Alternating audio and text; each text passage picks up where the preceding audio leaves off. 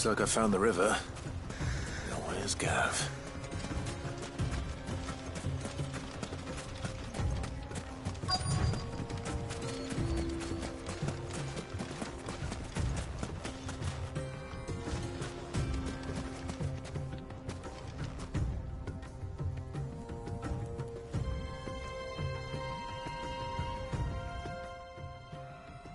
Sorry to keep you, Gav.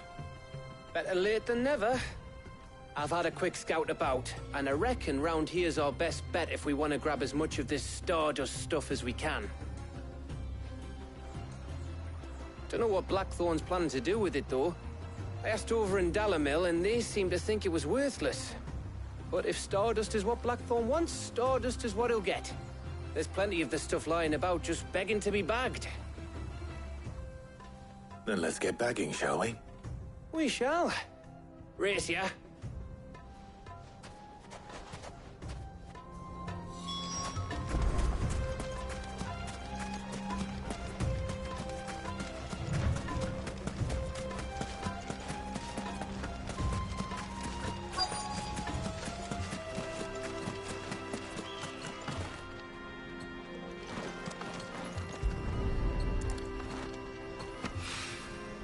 So this is Stardust. It just looked like black sand to me.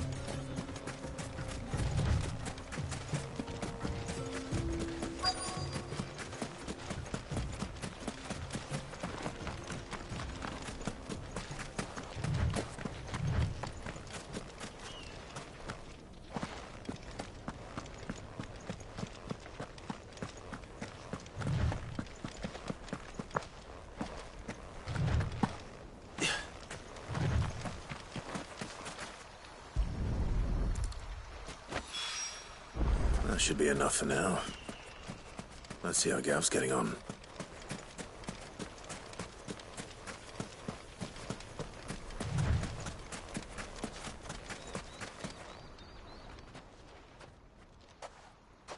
You finished? How much did you get? Enough. I hope.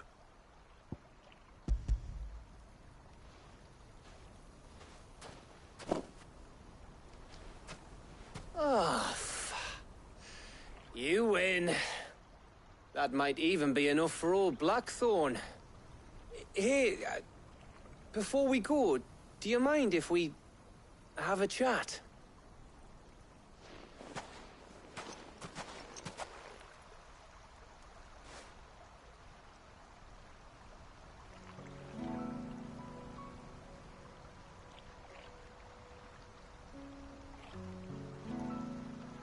Feels like ages since we had the chance to talk. You know, man to man like. It does, doesn't it? Back when you first took Sid's name, we were talking all the time. Working out what to do in that. There was a lot to work out. And there still is. Those shoulders of yours starting to feel the strain. Hardly ever see you around the hideaway nowadays. Always on some errand or other. You can take a day off, you know. Says the man who spends most of his time behind enemy lines. Only 'cause you keep sending me there. I know I can count on you, Gav. Likewise.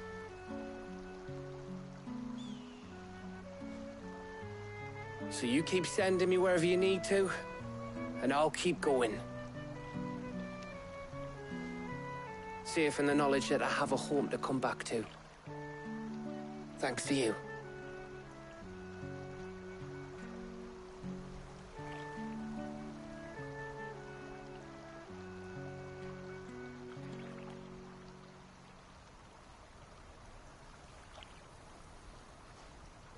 Right, that's enough soppy shite for one day.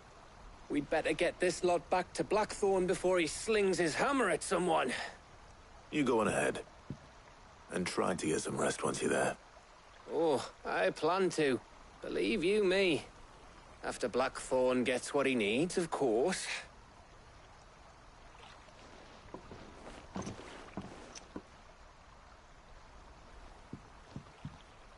Right. Ready to go home, boy?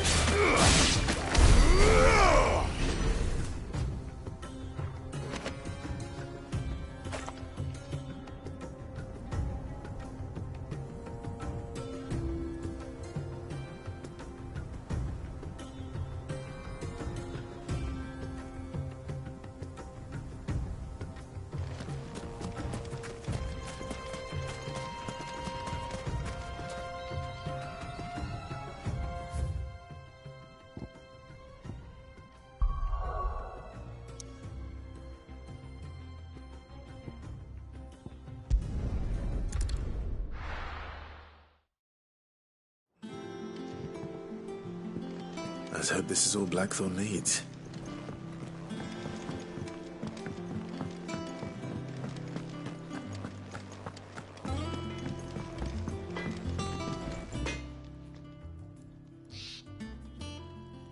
Blackthorn, got everything you need? Yeah. Yeah, I do. Cheers for the Stardust. Should be enough to be getting on with. We should go out on maneuvers together more often. You're beat sneaking around on your Todd all the time. I'll make a start on putting this thermal plating together then. It'll take some time, mind. So if you've got other things to be getting on with, I could do without you breathing down my neck. Thank you, Blackthorn. I'll let Mid know construction's underway.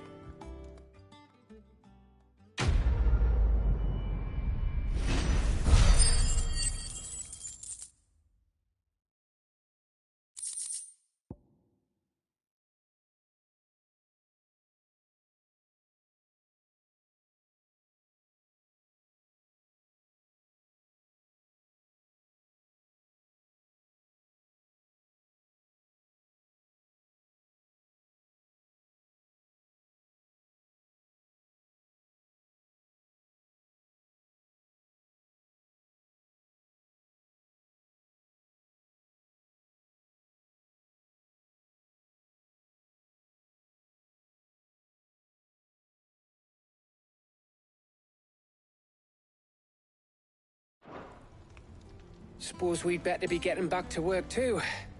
Give us a shout if you need anything.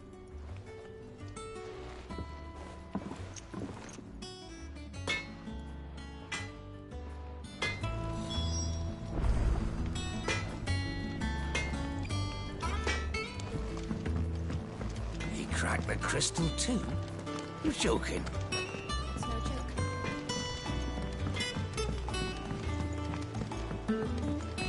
I went up to give some greens to the chocolate.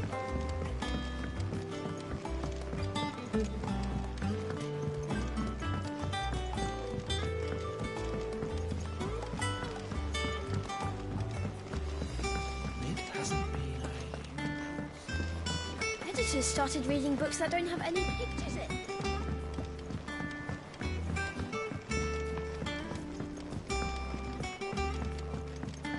If I don't come up with something soon. You'll be pleased to hear that Blackthorn started work on the plating. Excellent. 1 down, 2 to go. So, what's next? The helm, of course. For this, we'll be repurposing fallen scrap. Salvage from the ruins? I thought that material was all but impossible to work. Ah, but we don't have to. I'm sorry. Just so happens there's one particular ruin that's broken into exactly the right shape and size pieces for what we need. What's the name back there? I'll give you all the details. What's her name? Right.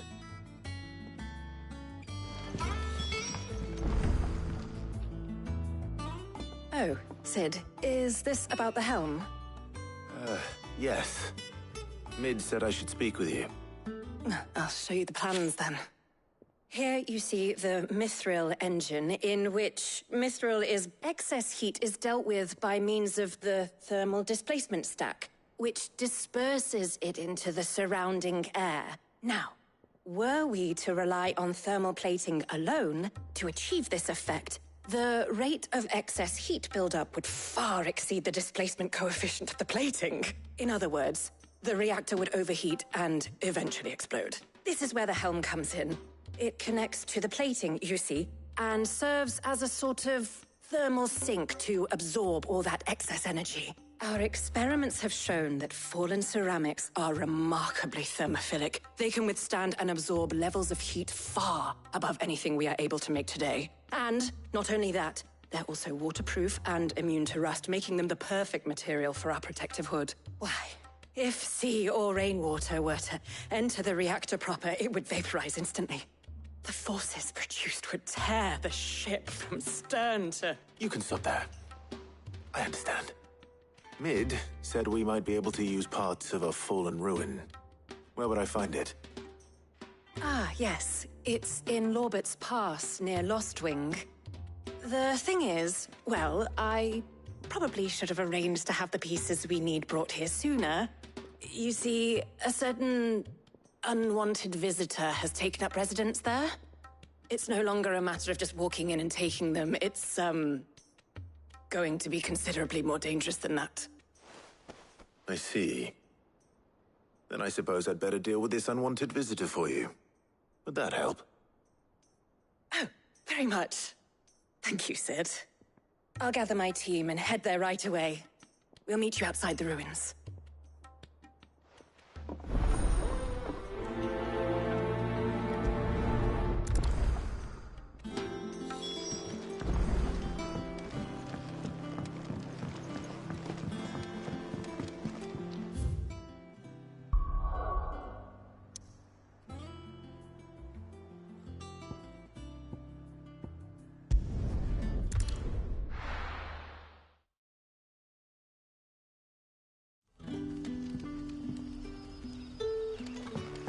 Good day to you.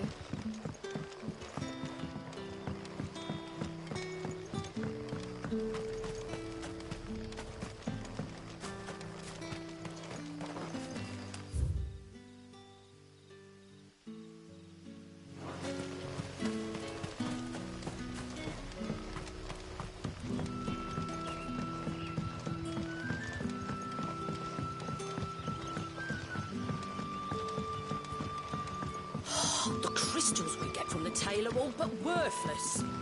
It's not just the crystal.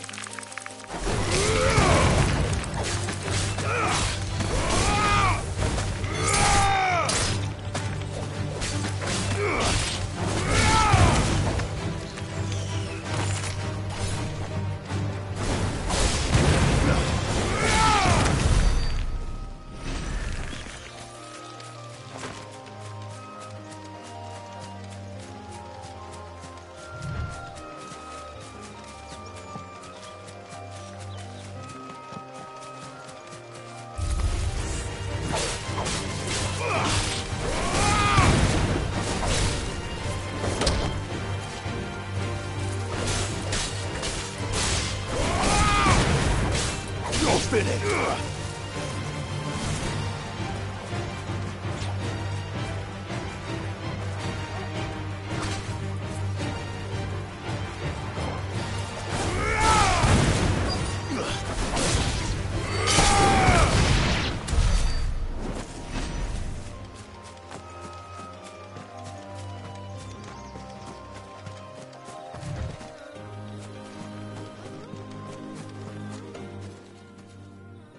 Oh, there you are, Sid. Thanks so much for coming.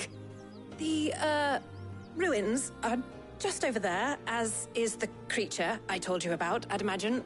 Would you mind? Of course. I'll be right back.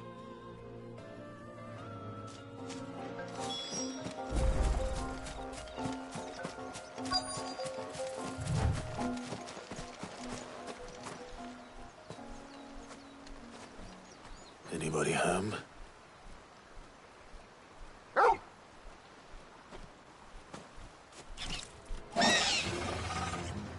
This must be our unwanted visitor. Time to go.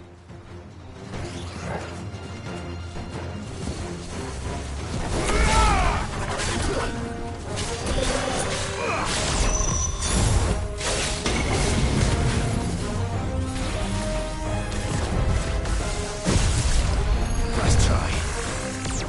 Too slow. Nice try.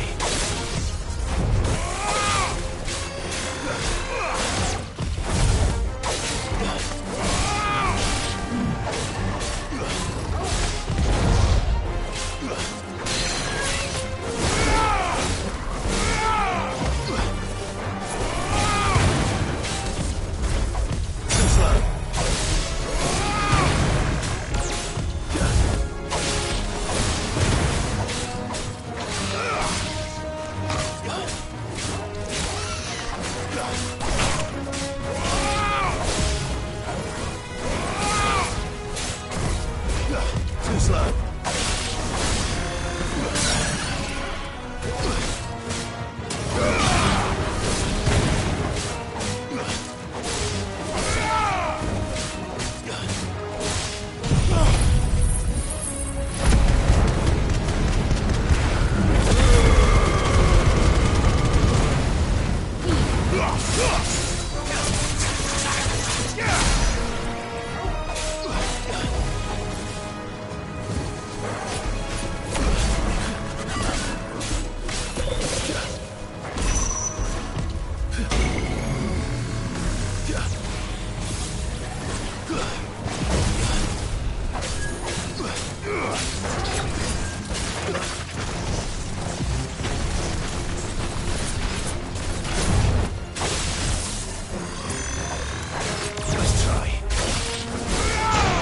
Nice try.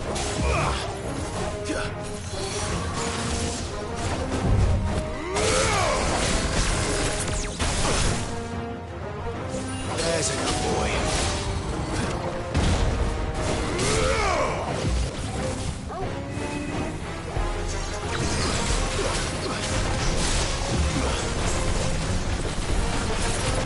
Too slow. Slow.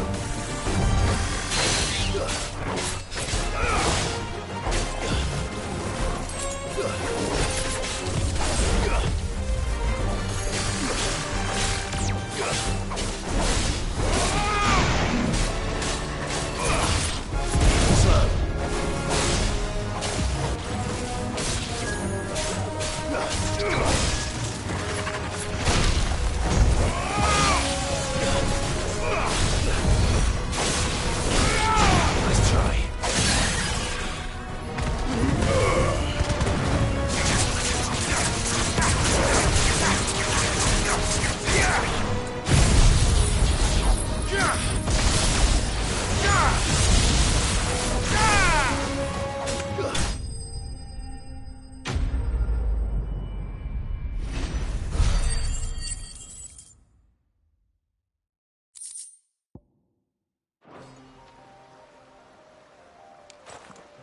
The things I do for you, Mid. Sid! Oh, thank goodness you're safe. You shouldn't have any trouble now. Indeed. Well, don't let us keep you. We'll, see that everything is transported safely back to the hideaway.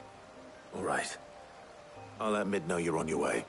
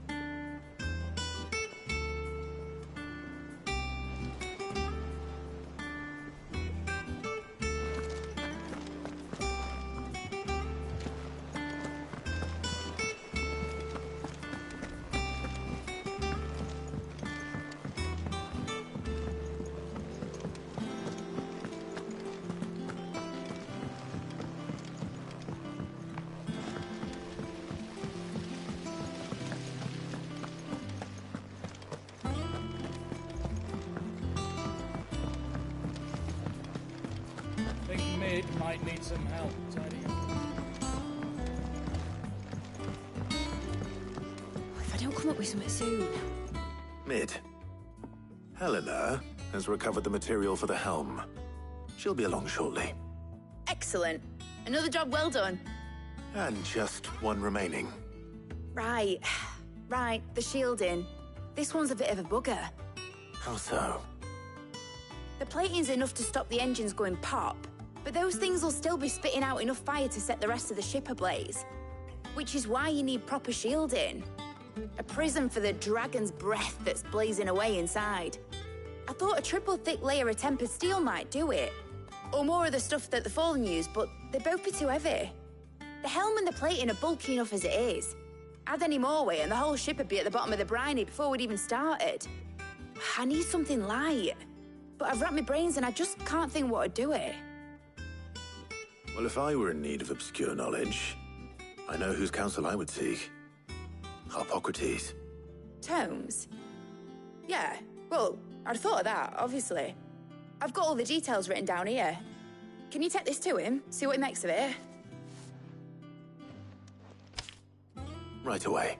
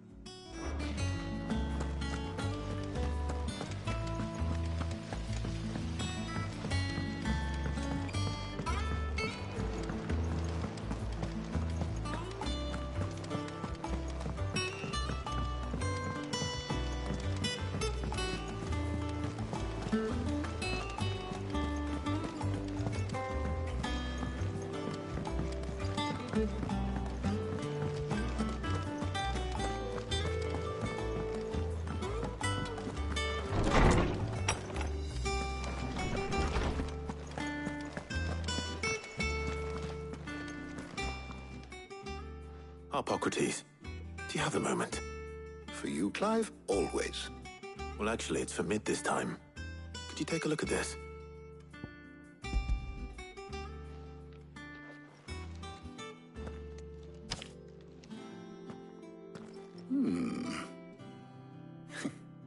Shielding for a mithril engine. Whatever will that girl think of next? And what are these notes around the edges? She has some specific requirements for the materials. The shielding needs to be able to resist extreme heat on the inside, and yet remain cool enough on the outside not to set the ship alight, while also being light enough not to sink it. As you can imagine, she's struggling to find anything that meets her needs. I see. I wondered if you might know of a solution, or if you might be able to search the records for one. Perhaps it is not a different material she requires, but a different approach. What do you mean? Consider the lake we have made our home. Its blighted waters eat away far more quickly than fresh water or even brine, at timber and steel alike. And yet, we have made a home here from those very materials nonetheless. We have. But Bardolph must varnish every board twice over to keep it from rotting. And Obelus complains that without a constant supply of pitch. I see. Early Gregorian histories speak of a preparation known as moondew. It is said to be able to resist even the most ferocious flames. Before the dragoons tamed the worms and wyverns of the realm, nobles would daub their castle walls with it in order to guard against dragon fire. So if we could recreate it... It might be applied to some material or other in order to provide the protection it requires. As to how best to apply it and to what material, perhaps Bardolph and Obolus might be of assistance. I shall speak to them and see what wisdom they might have to offer. If you would be so kind as to procure the necessary ingredients, I shall discuss the specifics of how it might be most effectively put to use with our two friends. The knowledge of the past may yet prove useful to we of the modern era. Thank you, Harpocrates. And since you're asking others to help you, perhaps I should too.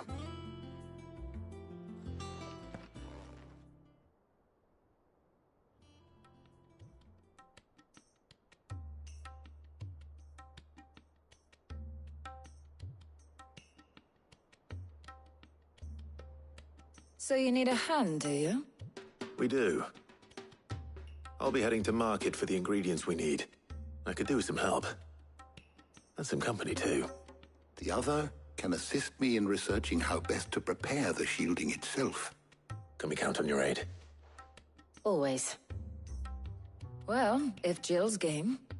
Thank you. I am sure either of these fine young minds would prove indispensable in my research. I leave the decision as to who will go with whom in your capable hands, Clive.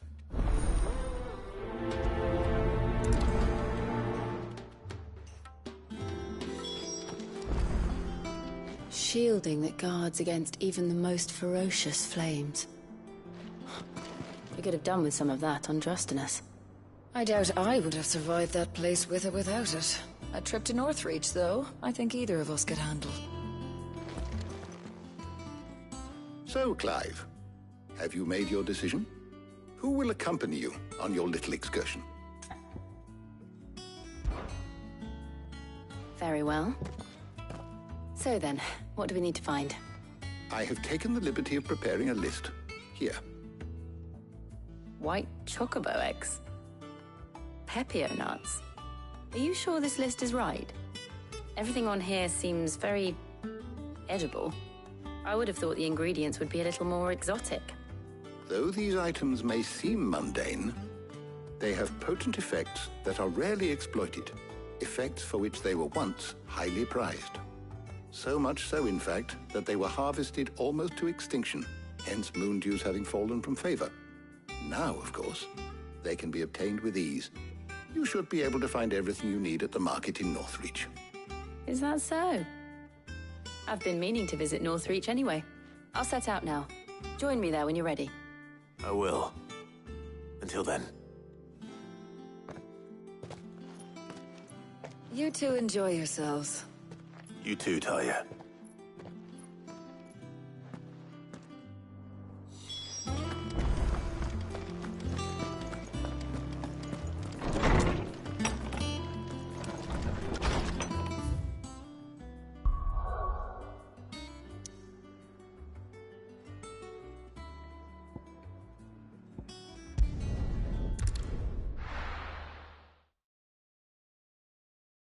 Now, where's Jill? Keep them pilchards nice and chilled. Are those Pepio nuts? I can never tell. How goes the hunt for ingredients? I've only just started. I'm sure everything we need is somewhere amongst all these stalls, though. Why don't we split up and see? We'll take a couple of ingredients each. All right.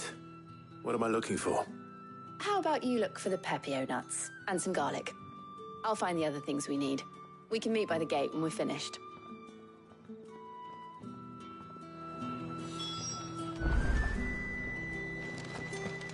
Come! You'll not find a bruised pippin in the... Fresh cuts! All anyone ever wants anyway. Great. You haven't much, but you're free to look. Ah, yes. Good day.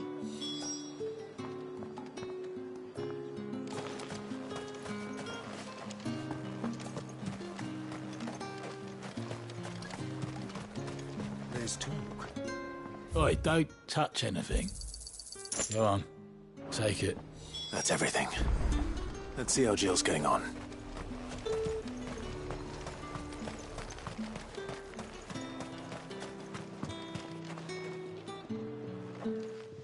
Did you find everything?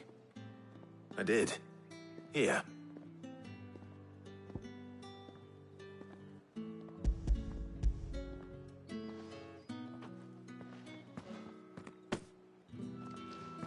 Garlic and Pepio nuts. Perfect.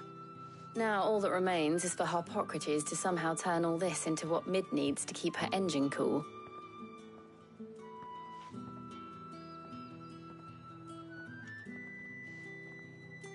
But before we head back, would you walk with me a while?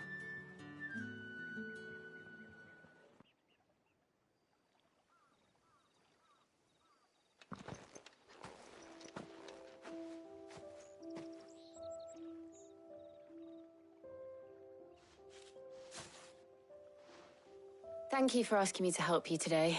It makes a nice change. It does. It's good to get away from all the battle and bloodshed for once. Just being here reminds me of when we were children. Do you remember? Walking down Market Street in Rosalith, taking in the sights and smells.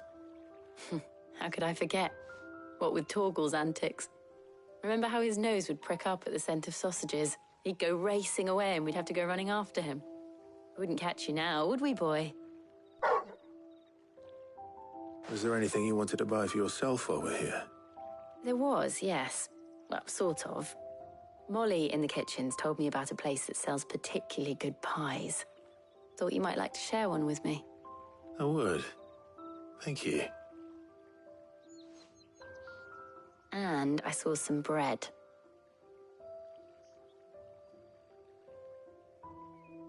Big white cobs like the baker back in Rosalith used to make. What do you think? I thought we might get some soup to dip it in.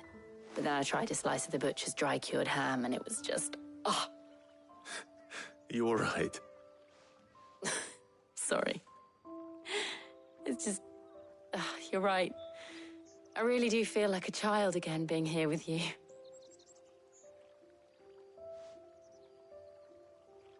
Clive. Is it wrong of me to enjoy this? No, Jill. This is how life should be. And it's how our lives will be when our work is finally done. When we can live on our own terms. I hope so. Thank you, Clive.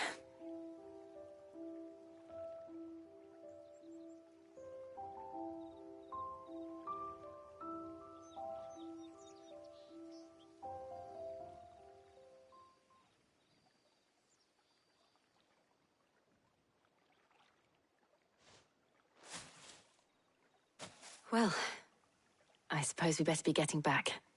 I need to give these ingredients to Harpocrates and Tarja. I'll see you at the hideaway. Take care. I will. You too.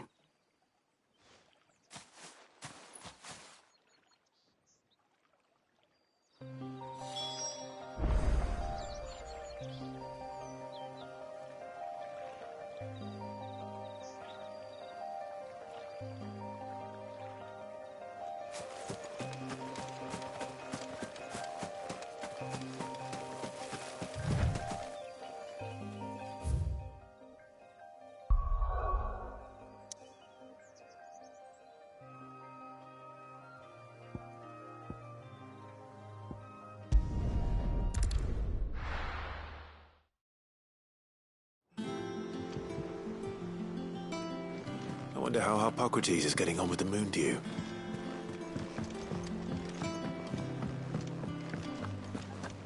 Thanks to sit.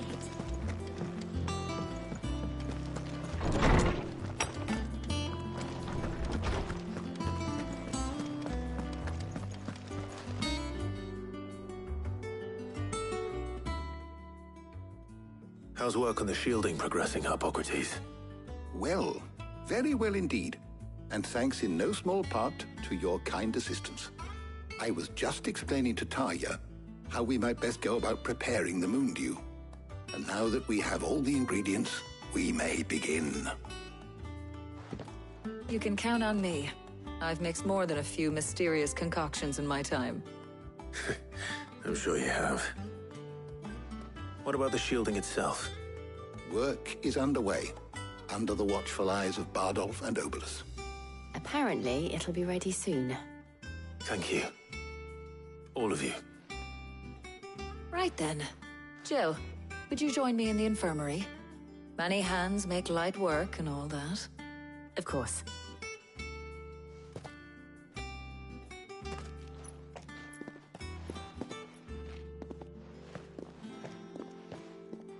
Oh, and Clive, thank you. It was nice just being with you.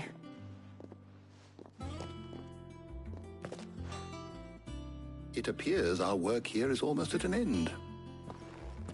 A shame. I was enjoying playing the man of action for once. When both the shielding and the Moondew are ready, it will merely be a matter of applying the one to the other. Followed by a rigorous process of testing and retesting, of course. Perhaps someone ought to warn young Mid of that. Leave it to me. Thank you, Hippocrates.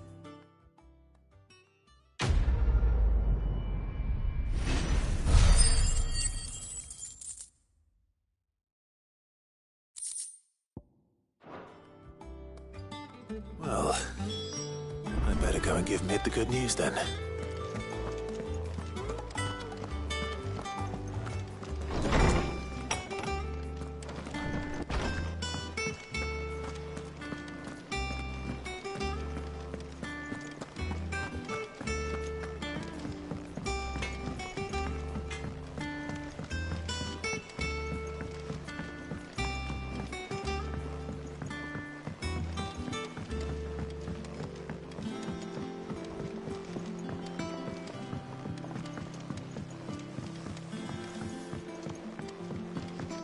Mid hasn't been her usual self.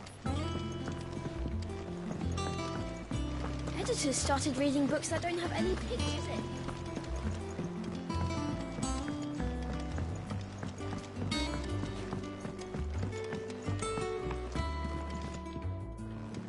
Sorry to keep you waiting, Mid. But you'll be pleased to know that work on the shielding is underway. You found something for it? In a manner of speaking, Hippocrates knew of a substance that's highly resistant to heat. A coating that should provide the protection you need. He's supervising the construction and testing of the shielding as we speak. Brilliant! I knew you wouldn't let me down. Don't thank me. I'm just the errand boy. Right then, better start working out how to bolt all these bits together. To the Black Hammer!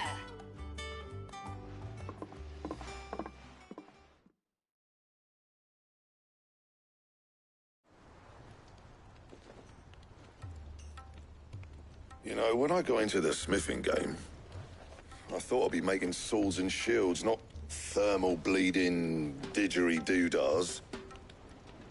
Displacement stacks. Same difference. Whatever you call it, I ain't putting it together in here. It's cramped enough as it is. Let's take this outside. Mid, you get all the parts lined up on the deck. I'll take care of the rest. On my way! Oh, and bring me the biggest hammer you can find. This is gonna require some precision walloping.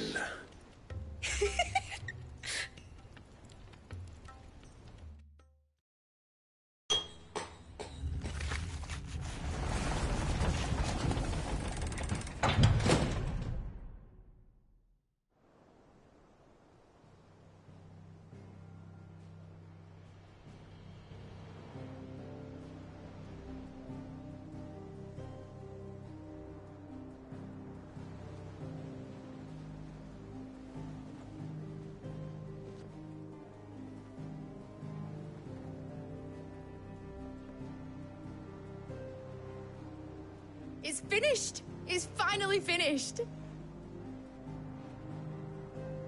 Thank fuck for that. I'll be feeling my hammer arm for weeks. Thank you, Clive, Blackthorn, everyone. That's one down and just 3 more to go. I'm sorry. Oh, didn't I tell you? The Enterprise has 4 Mithril engines, and we'll be needing a displacement stack for each. You don't mean... Don't worry. Now they've got a finished one to work off, my gang in Canva can build the rest. Good luck to them, I say. Right, I'm off to get a sling for this elbow. Any other work comes in, keep it to yourselves, eh?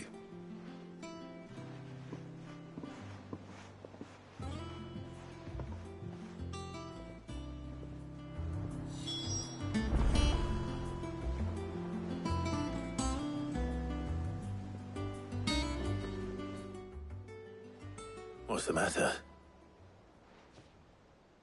Nothing. Just daydreaming.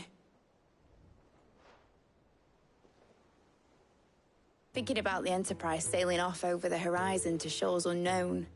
Searching for a land untouched by the Blight. Just like me and my dad planned. So if the worst came to the worst and every scrap of soil in the Twins turned black, we might still have a chance.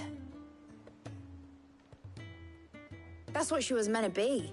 You see, one last chance just in case we needed it. But now she's so close to being finished, I've realized I don't want her to be that. I don't want her to be just a lifeboat for us to cling to if things get desperate. I want people to sail aboard her by choice, not from the lack of it. In a world where we're not just trying to survive, but where we can actually live. I'm working on that. And I'll do everything I can to get you what you want. Don't you always? All right. My mind's made up. As soon as the Enterprise is fit to sail, I'm putting her under your command. Sod our plans, I'm trusting in yours. Are you sure about this? Something tells me it's what my dad would have wanted. He'd be proud of you. You were gonna visit his grave, weren't you? I was. And you can come too, now that your little project is finished. Right. There's just one thing I need to finish up first. Won't be a mo. All right. I'll let Otto know you're coming. Meet us in the mess when you're ready. Aye, aye, Captain.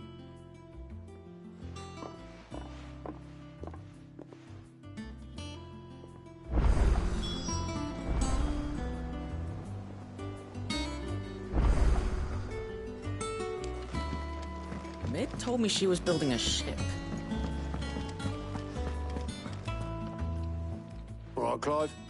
Asterix. Mid finished sending half the hideaway traipsing across the Twins, has she? I swear, that girl'd do anything to put off visiting her old dad's grave.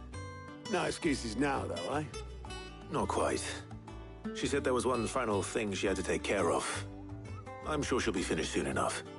She said that? In those words? She did, yes. Clive? Were you born yesterday or something? There is no thing. She'll probably be halfway to Canva by now. Mid. I might still be able to catch her.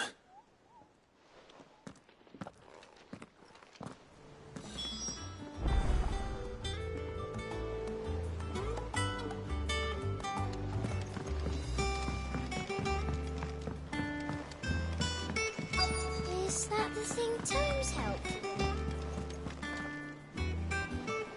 Obolus, have you seen Mid? Yep. In a boat, going that way. Then I'm too late. Oh, you in a hurry and all, are you? Oh, I offered to take her across, but she wouldn't wait. Just paid for a dinghy and rowed off. Oars going like the clappers. Got some life in her, and she. But anyway, I was on my way up to see you, as it happens. Got a letter for you. Urgent, by the sound of it. One of your uncle's men said I was to hand it to you in person, post-bleeding haste. And you're here now. Thank you, Obolus. Don't mention it. What tidings, Uncle?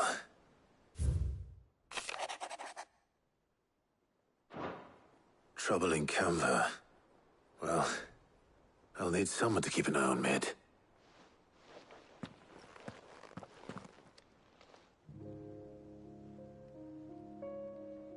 So what? Mid got us to do all the dirty work and then just sailed off into the sunset? It, seems that way. Well, nothing we can do about it now. But next time you plan on visiting Sid, you might want to tie her to something before you suggest it. Ah, don't be so hard on her. Gotta admit, the dirty work was kind of fun. Everyone pitching in and all that bollocks. Just like when we built this place. You're right. Anyway, we all set to head to the old hideaway. I could do with getting to Canva pretty sharpish. Wouldn't do to keep Lord Rosfield of the Seven High Houses waiting now, would it? Not after he asked for me personally. Gav will be leaving with me. Will you mind the place while we're gone? You can count on me. Just be sure to give Sid and the others my regards. All right. Oh, by the way, Jill will be joining us too. She's got some things to take care of, but she'll meet us there. I hope she's telling the truth at least.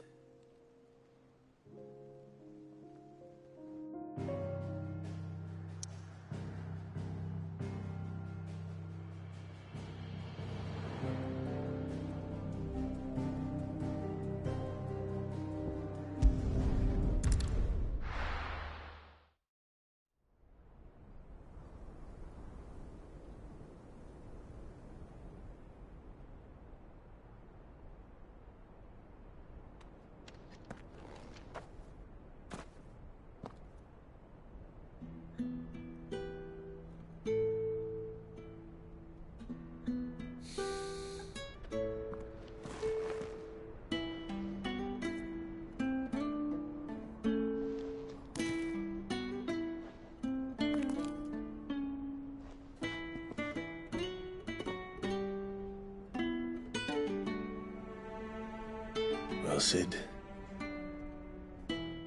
I remember what you told me.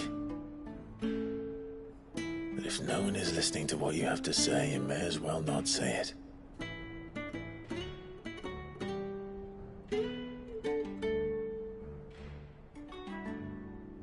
But I will say this, old friend. Hugo Cooker is gone. His shadow looms over us no longer. It's a pity the Phoenix can't be in two places at once. If he'd have been with us, maybe he could have done something for the lost. Not even the Phoenix can bring people back from the dead.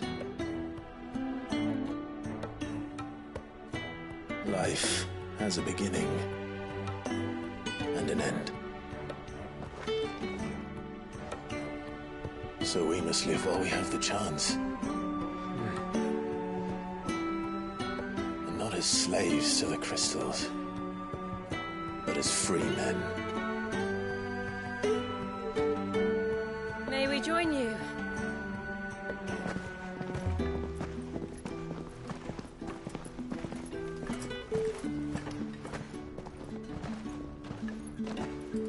Lady Karen, what a pleasant surprise. I thought I'd drop by and see how you were all doing before heading off to restock my supplies.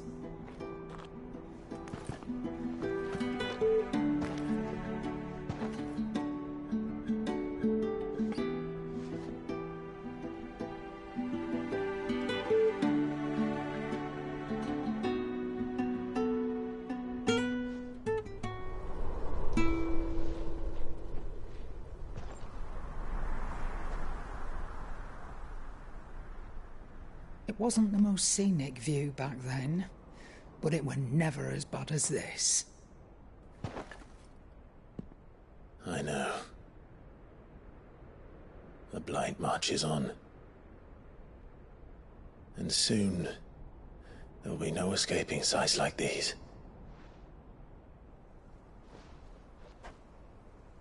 So our mission remains unchanged.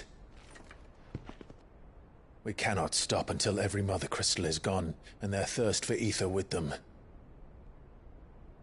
The only one that remains in Storm is Drake's Tail in the Crystalline Dominion. Our next target. We're going to Twinside. It's the capital of the Empire these days. I wouldn't like to think how tightly guarded they've got the place. Not that that'll stop you, but we do well to scout it out before you go charging in. We would indeed. If you're off to the Dominion, you can take this great lump with you. Goods. Oh, I am sorry. Have you forgotten you're the most wanted man in the Twins? I thought you might like to disguise yourselves as the attendants of a travelling trader, assuming you've no better ideas. You wanted to buy yourself some tools, didn't you? Well, now's your chance. You're letting me go with them? Oh, thanks, Nan. Stop that! You'll break me bones, you great galoot.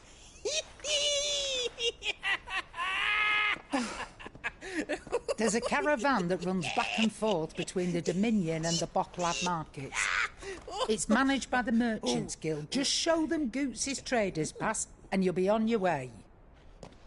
It'll be a damn sight less risky than footing it the length of the Crystal Road. That's for sure. Thank you, Karen. And glad to have you with us, Goots. Okay then. I'll get me things and I'll meet yous there. See yous down in Bocklad. Get off! Me poor fingers! Jill, you're with me. Understood. And Gav? Already on my way, Captain. Be careful. Aren't I always?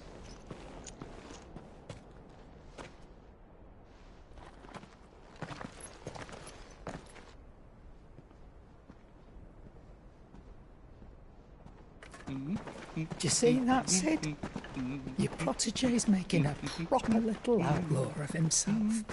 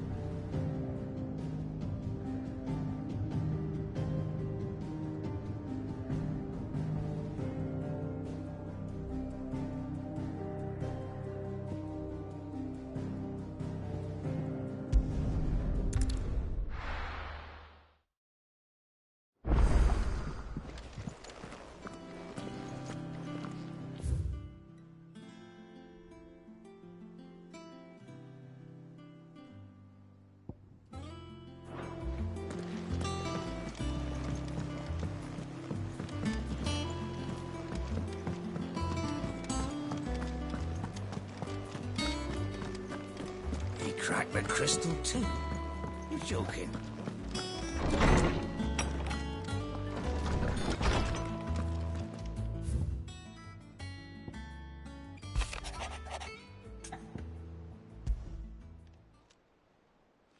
Hopefully it's nothing. But I should speak to Blackthorn just in case.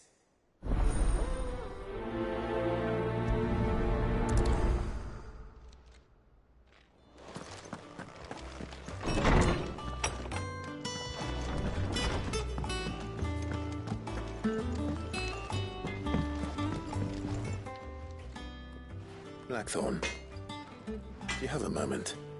Not really, no. This won't take long. I just wanted to ask how you're getting on. August was worried about you, that you might still be doubting your craft, even after learning the trick of that cuirass. Is there something else weighing on your mind? Perhaps sharing your thoughts might help. That bastard's like a dog with a bone. Still, you've got a keen eye, I'll give him that. He's just, well, Karen showed me something. Something I've never seen before. And that was? A sword. An odd-looking thing with a single-edged blade. The metal itself wasn't anything to write home about, but fuck me. The edge on it. You could slice a man clean in two with a weapon like that, and he'd be halfway home before he even realised he'd been cut. So that's what's troubling you? No. Not troubling me exactly. More distracting. Can't stop thinking, how do you get an edge that sharp? It's driving me mad. And if you knew how to do it, we could arm the curse breakers with even better blades. That's about the size of it, yeah. I'll see what I can find out. Sharper swords are always welcome. And we can't have our master blacksmith being distracted. You're a soft touch, you know that. But I can't say I'm not grateful for it. Good luck, eh? Thank you. Let's see what Karen knows about this sword.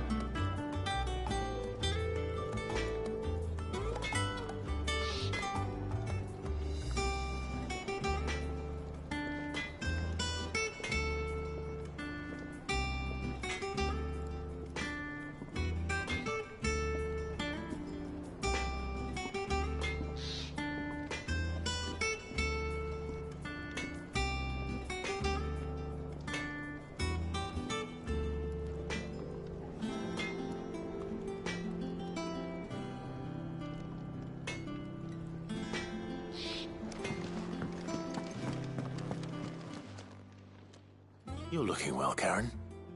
What do you want? Out with it. I want to know about the sword you showed Blackthorn. Single-edged and extremely sharp. Running around after him again, are you? I suppose I am, yes. But I need to help him find out how to work an edge like that. It's driving him to distraction. Little wonder, I suppose. There's not many like that make it as far as the twins, and those that do go straight into private collections. Which made it nice and easy finding a buyer. Can you tell me who bought it? Where is it now? You think I tell people who my clients are? Suppose you're not likely to go nicking him off me, are you now? Fine. If you stop mooning at me like that. Lord Ignac's the man you want. Dalmekian bloke. Collects weapons and the like. And he's got more money than sense, which is why he's one of my favourite clients. Reckon he'll still be at the inn in Dalamil, where I left him. Thank you, Karen. Oh, and he's a touch eccentric, if you take my meaning. I appreciate the warning.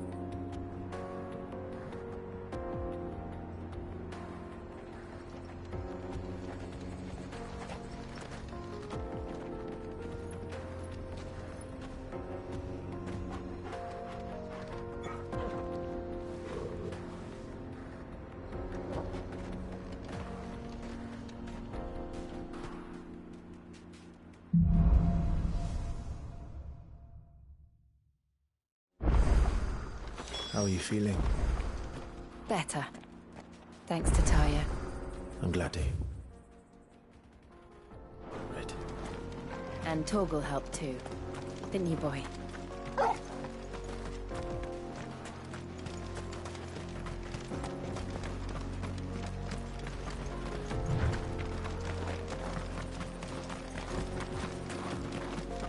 This used to be a trade route for merchants crossing the Scars.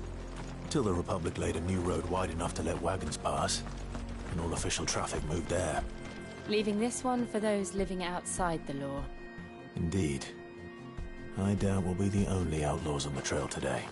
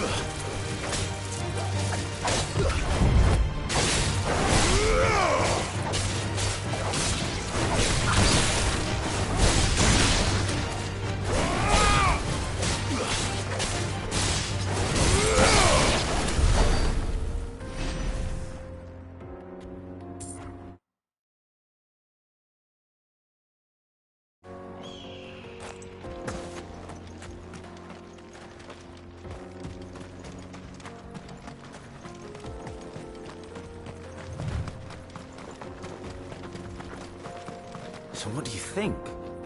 That we'd be lucky to make it out alive.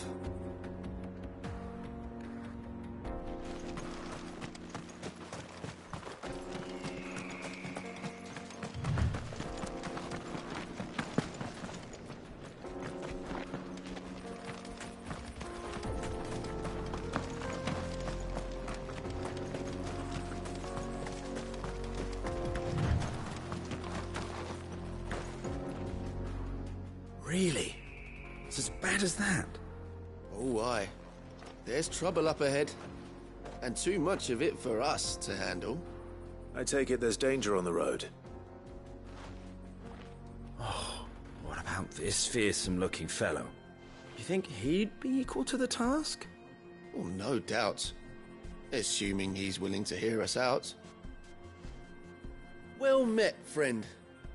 My brother and I have been tasked with finding a merchant's missing cart. You seen it by any chance? How does a merchant misplace his cart? Oh, the man's a coward. When he thought goblins might come a-snarling, he ran. leaving his livelihood abandoned in the pass.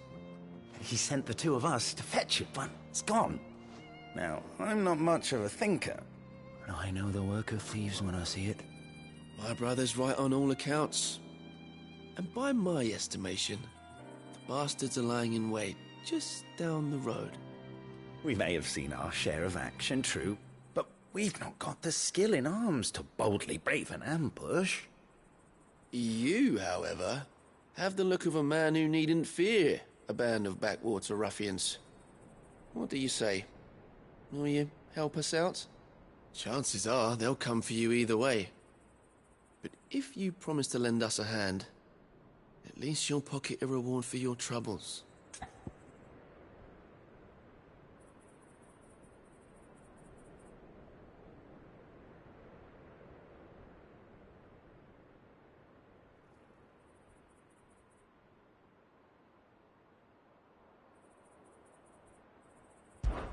Well, if I'm going to have to deal with them anyway. You've clearly got a fine head on those broad shoulders. We're lucky you came along. Now, hoping to make a heavy purse in Boklad, our merchant friend loaded his cart with as much as it would carry. Reckon he won't be forking over the rest of our fee if we don't find those goods. So, while you're seeing to those bandits, you keep your eyes open. All right. Just don't expect me to drag the cart out of there myself. No. You can leave the cart to us. You just put an end to those bandits and point us in the right direction. You do that, we'll take care of the rest.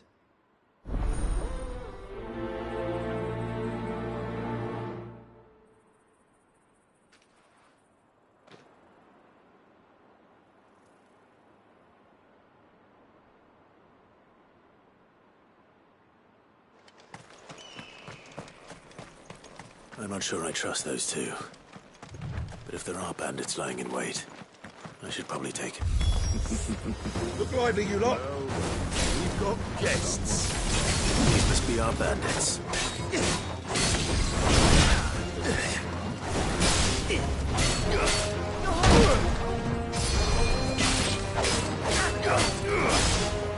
Too slow.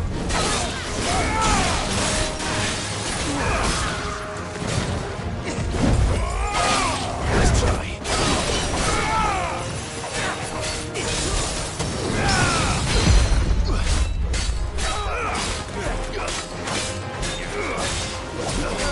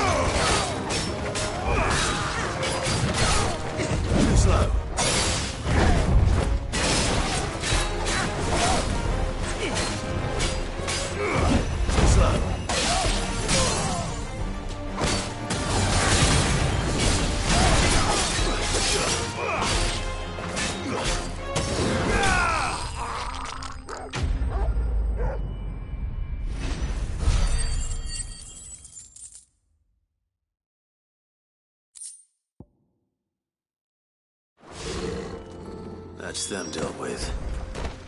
Now, where's that cart?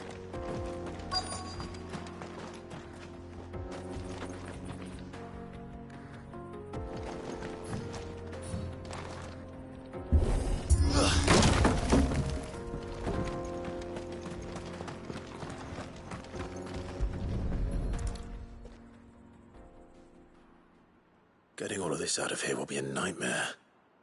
Seems we've found ourselves the right man for the job, wouldn't you say? Found the cart and didn't leave a single bastard breathing. Our merchant friend will be delighted. And how exactly will he be getting his goods out of here? You leave that to us. After all, it'd be wrong to make such a fine warrior haul cabbages to market. You've done your part. And that's all you need to worry about. Here.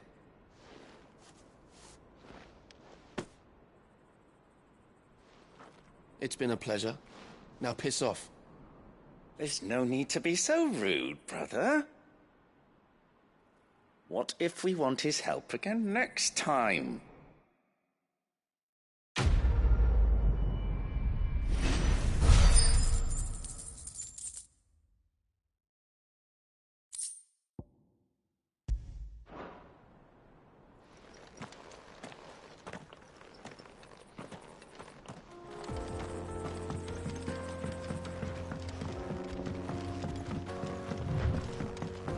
I see the Dalmex lag behind Rosaria when it comes to bridge building. The fallen ruin should hold, at least. The path continues on the other side.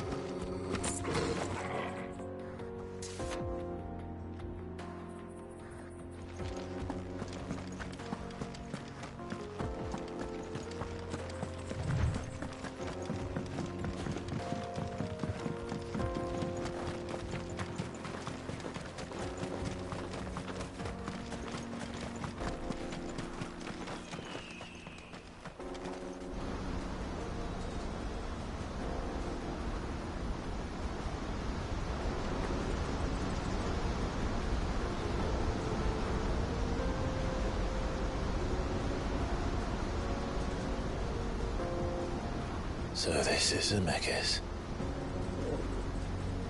The land of the gods. It's even more impressive than I imagined. I remember being captivated by the story as a child. Long, long ago, man was overcome by avarice and challenged the gods in a bid to win their power. The final battle took place here, at these falls.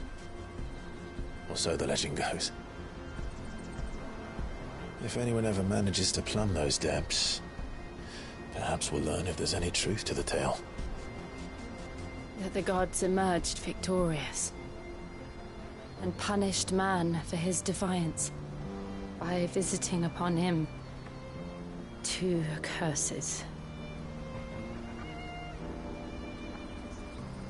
Dominants and bearers. To tell the truth, I always thought it strange that the dominant and their icons were deemed a curse. Back home, the dominant inherited the throne, They were admired and exalted, not spurned. Whenever I got to that part of the story, I always assumed there must be something I'd misunderstood. You had a lot of storybooks, didn't you? In your room, I mean. When we were young. The old legends were always my favorites. Epic battles between gods and men. Father encouraged me to read as much as I could. He thought it good for my education. You really were a boy like any other, weren't you?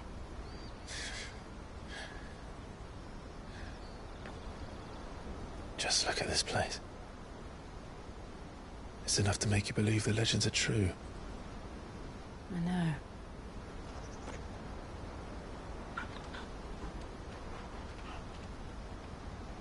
We're not far from Boklad.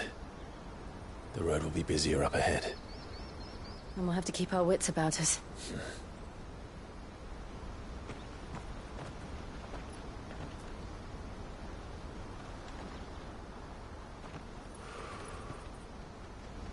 Clive? Something wrong? Nothing.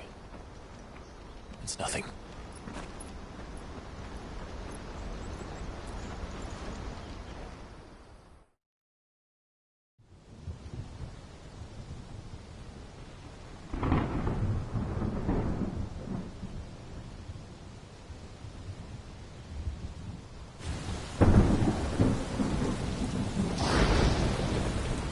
I see the reports are true, Father. You have surrendered the throne to Olivier. I have. Emperor Olivier shall rebuild the Holy Empire of Sanbreque.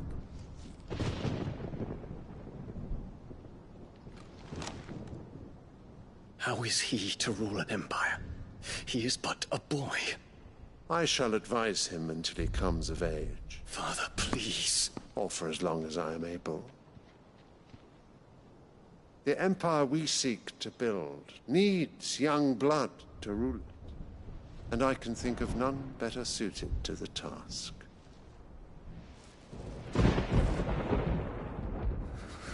There is other news, Dion.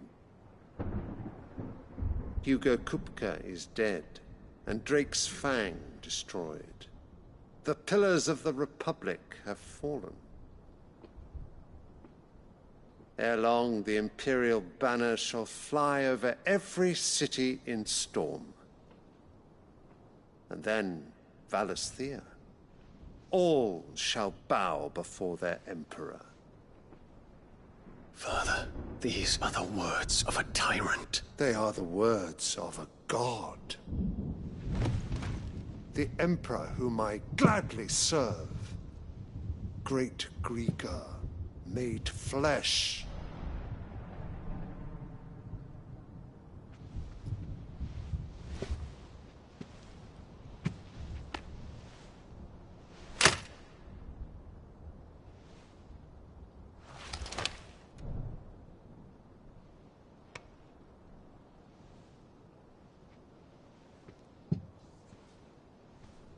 Return to your camp, Dion, and ready your forces. It is time to show the world the true power of Sanbreque. Father. I find you much changed.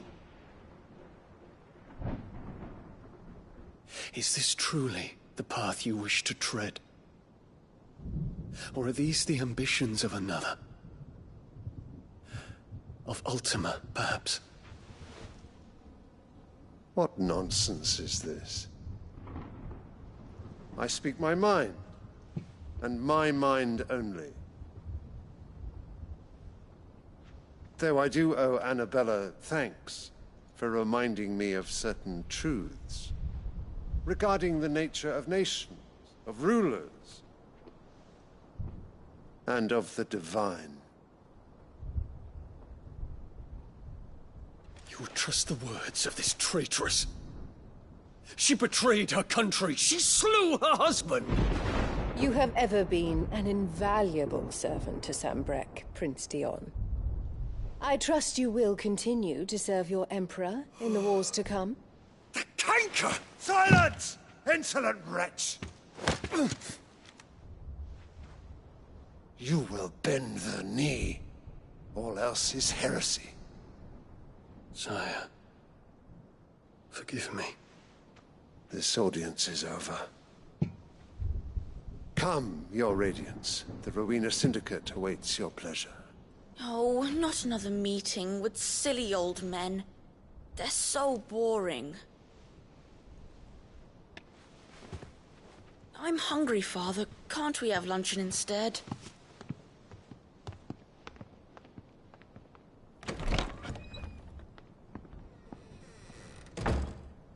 Does it pain you that you will not inherit your father's throne?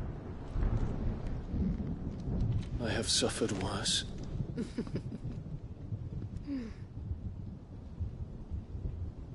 Count your blessings, Dion. For a base-born child to be chosen by Bahamut is miracle enough. You have risen high on his wings, but you shall rise no higher, lest your impure blood stain the throne. What do you know of my blood?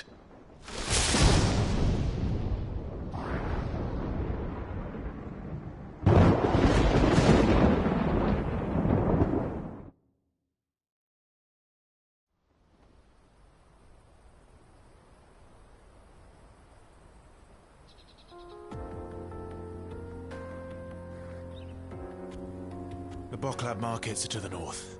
We just need to hug the coast.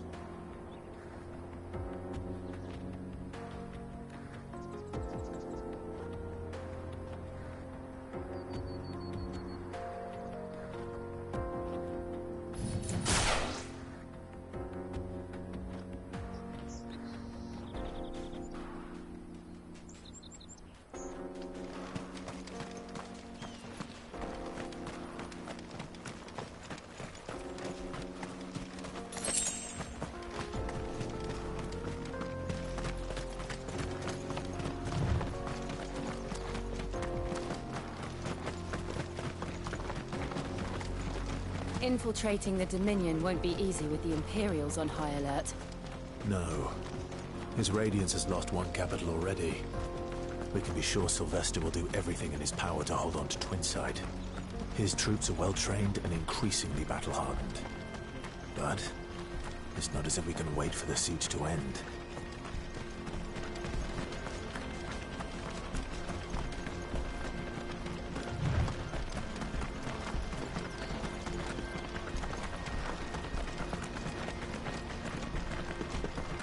Refugees. And they're all making for the Crystalline Dominion. Because they don't know how to live without the Crystal's blessing.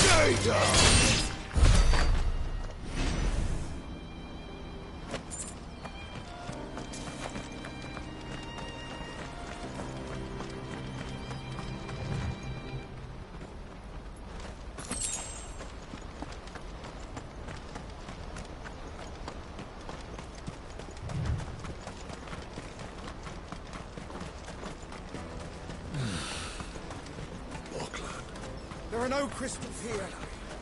This is where we're supposed to meet Goots, isn't it? That's right. He said he'd wait for us here after replenishing his supplies.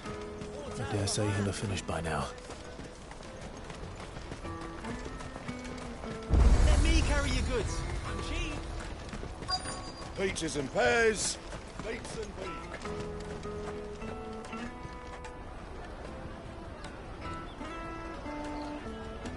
wonders from across the water. Come one, come all, feast your eyes. Good sir, can I interest you in...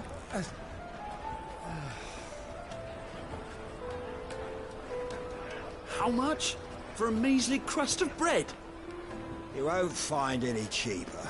Not nowadays. But you're more than welcome to look.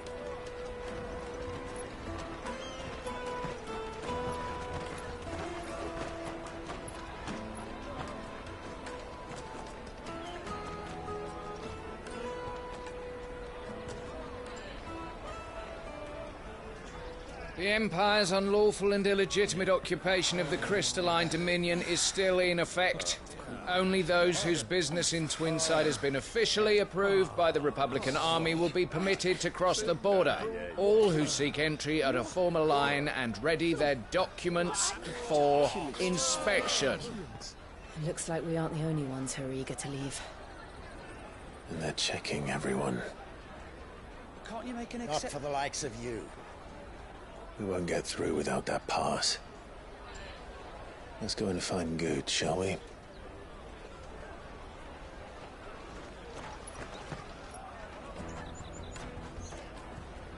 He must be around here somewhere. They're sweet as nectar!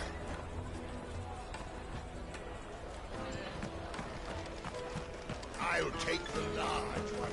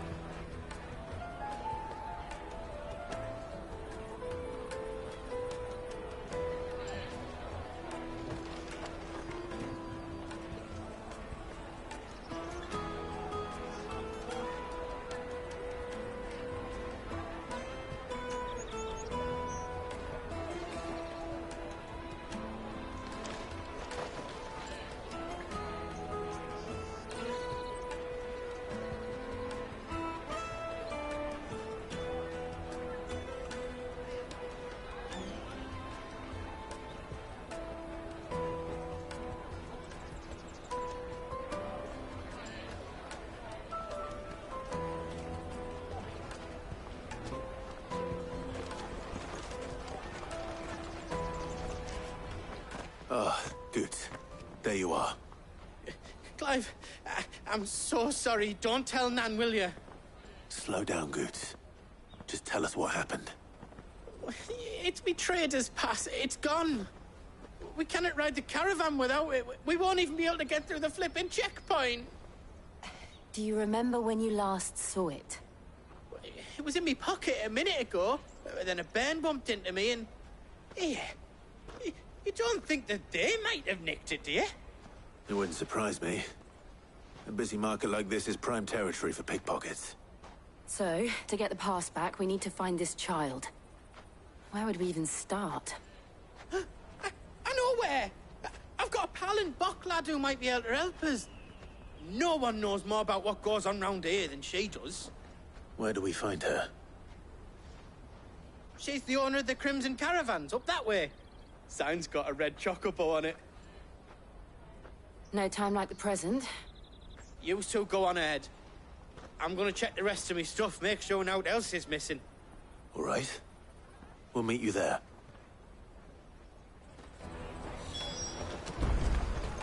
Let's keep an eye out for this red chocobo, then.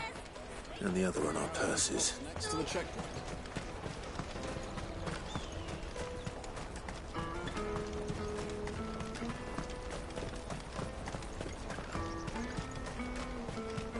Out of my sight, wretch!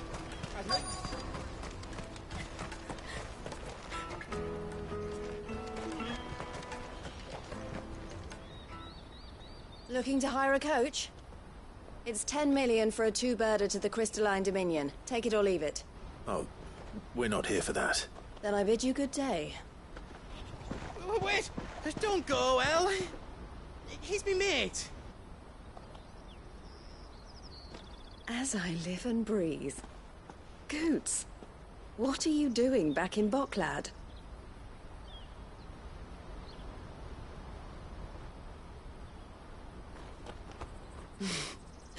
I gather Lady Karen didn't send you.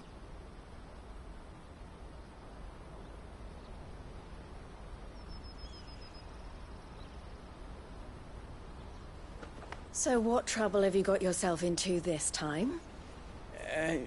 It's me trader's pass. It got stolen.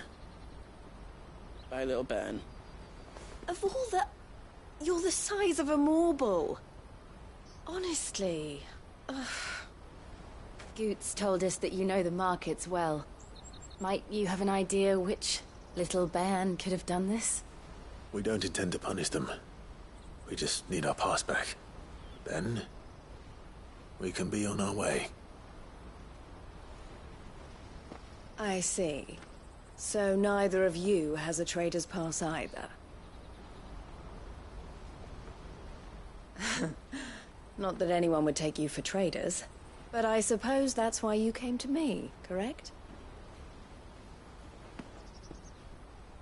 Now, I can't say for sure who took your pass, but I suspect I know why they did it.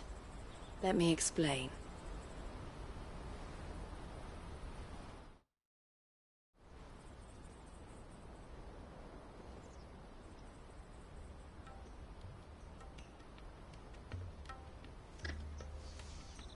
Ever since the Fist marched on the Dominion, the Republic has been clamping down on any commerce that might aid the Empire more than it does us. Which means traders' passes have gone from being merely a way of easing one's progress to being essential if one wishes to cross the border at all. And with demand outstripping supply, they've become a precious commodity, leading some to seek to acquire them by less than legitimate means. So the children are stealing passes to sell on the black market? Yes, and no. Passes are inscribed with the names of their owners, and yet none of the victims' names have appeared on the register of those passing through the checkpoint. Which means? That someone is doctoring the stolen passes. The same someone who is encouraging the children to steal them. And the same someone who has Goots' pass, no doubt. Whoever they are, they're ruining the livelihoods of honest merchants, which is why we've decided to take a stand. Will you stand with us? You want to get your pass back, and we want to ensure that no more are stolen. Catch whoever's behind it all, and 2 birds shall be slain with a single stone.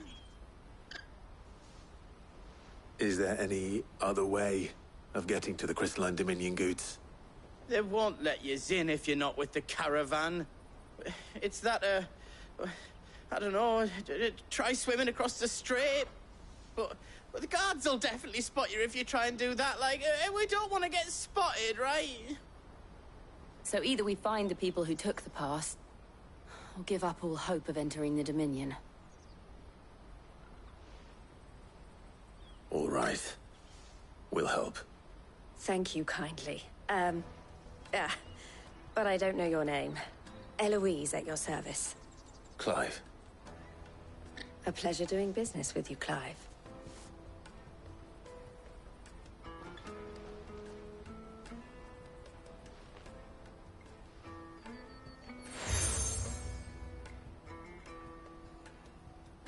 The proprietor of the furniture makers by the coach stop is spearheading the search. Wear that, and he will know you for a friend. I suggest that you speak with him first. The furniture makers. Understood.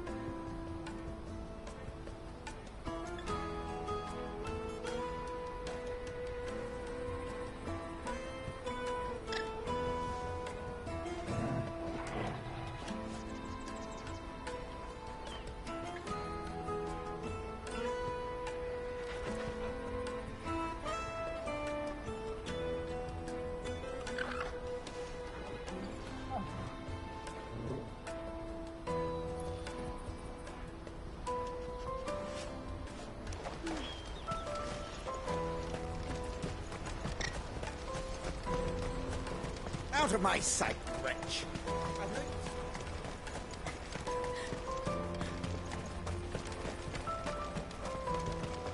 Come on, come on! Jug of snake spit for the road?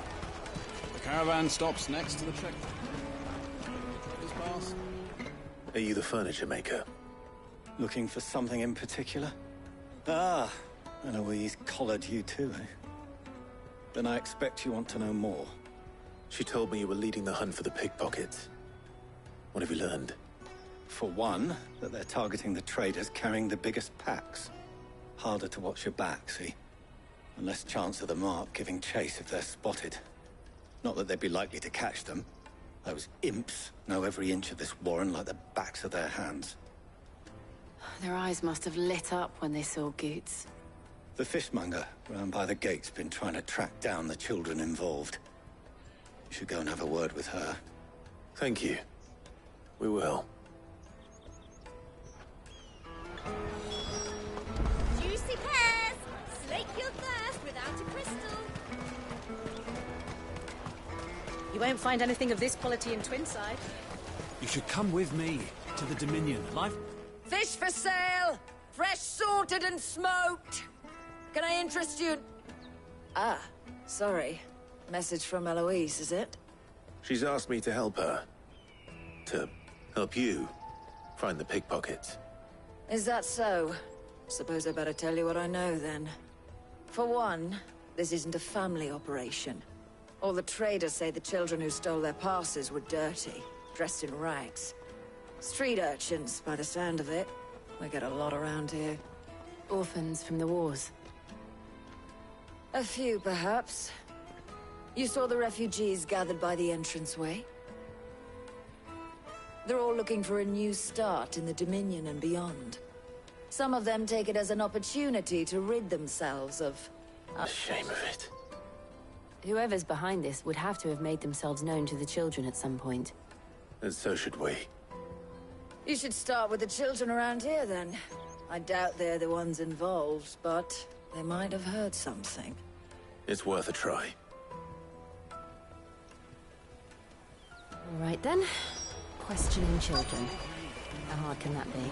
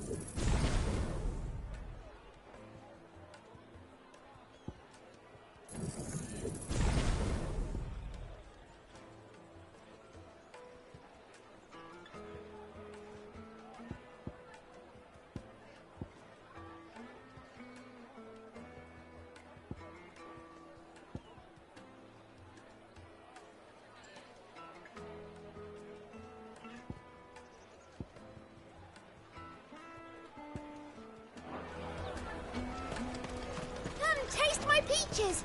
They're sweet as nectar! Excuse me. Do you mind if I ask you something? Can't stop you. I was just wondering if anyone has asked you to do anything out of the ordinary recently. Anything you grown-ups ever ask us to do is shut up and go away. So guess what I'm about to tell you to do? Sorry. I'll leave you alone.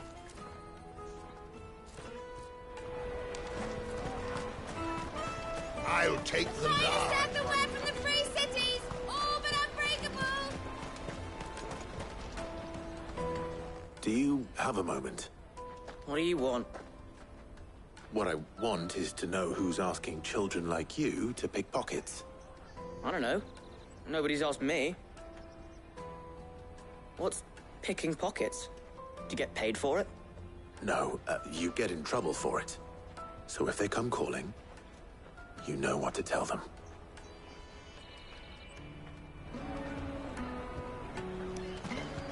The caravan stops next to the church.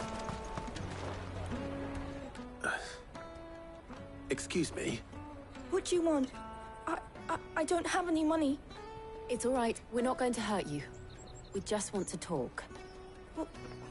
What about? We've heard that some very bad people are making children like you steal from travelers. We need to know who's behind it so we can stop them. I don't know much about it, really. But my friend, Honza, he said he got a job doing something dangerous. Sounds promising. We need to find him and ask. Do you know where your friend might be? He's usually by the tents outside town. Thank you. You've been very helpful.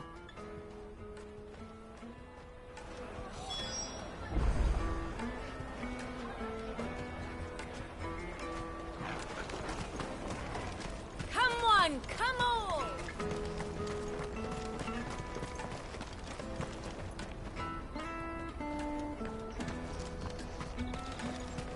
Peaches and pears.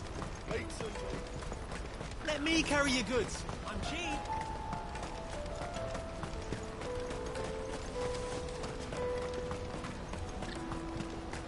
That's that then. She must have meant the refugee camp. Let's hope he's still nearby. Daddy, I'm hungry.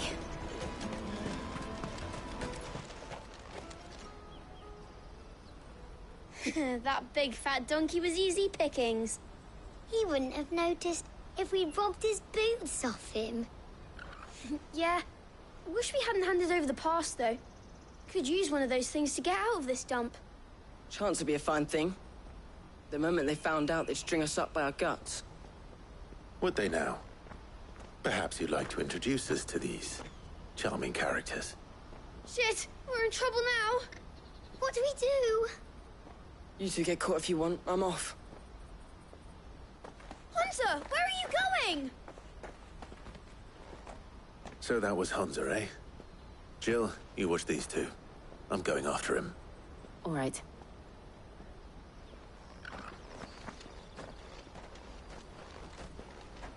He can't have gone far. I need to find him before his employers do. Daddy, I'm hungry.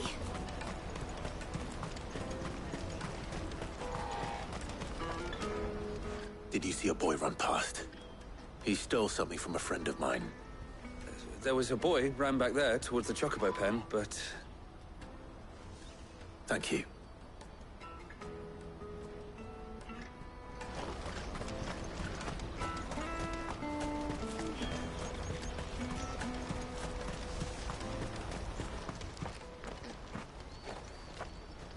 Oh, shit. Cornered. It's all right, Hunter. I'm not going to hurt you. I just want to ask you some questions. Fine.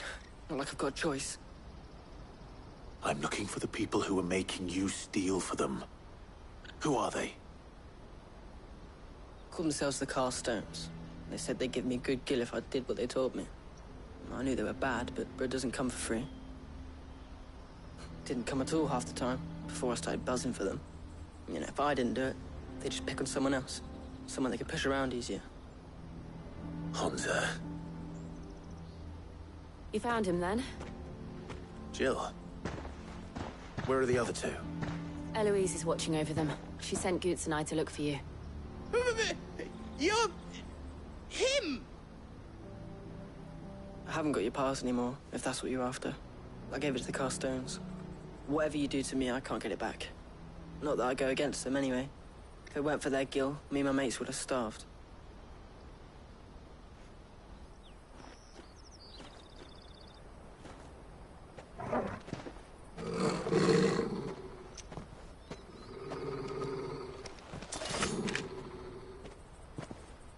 Cowards! You will not force another child to do your bidding. Wait, we're not... Don't hurt him.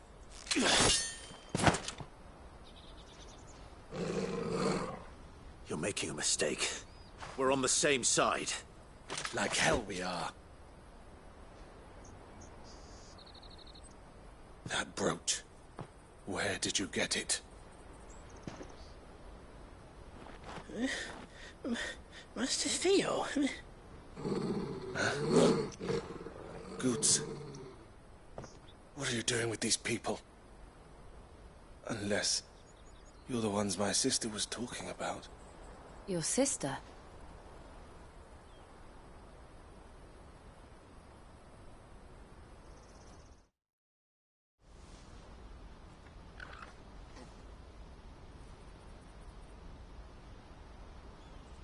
Eloise didn't tell us she had a brother. And why would she? I'm just her back and a blade. Theodore, at your service. Sorry about before. Theodore, what do you know of the Cast Stones? Vultures who have made Boklad their hunting ground. They prey on the desperate, stealing from those with Gil and bullying those without it into joining their flock. I'd been looking into their activities in hope of sparing the refugees any further hardship. But it seems they've already stooped even lower than I'd feared. Hansa's a good lad. Don't blame him for what they've made him do. If he and his friends hadn't agreed to work for the Stones, some other poor souls would have. On pain of death, most likely. Clive, was it? And my sisters asked you to help put an end to the pickpocketing. Then we all want the same thing.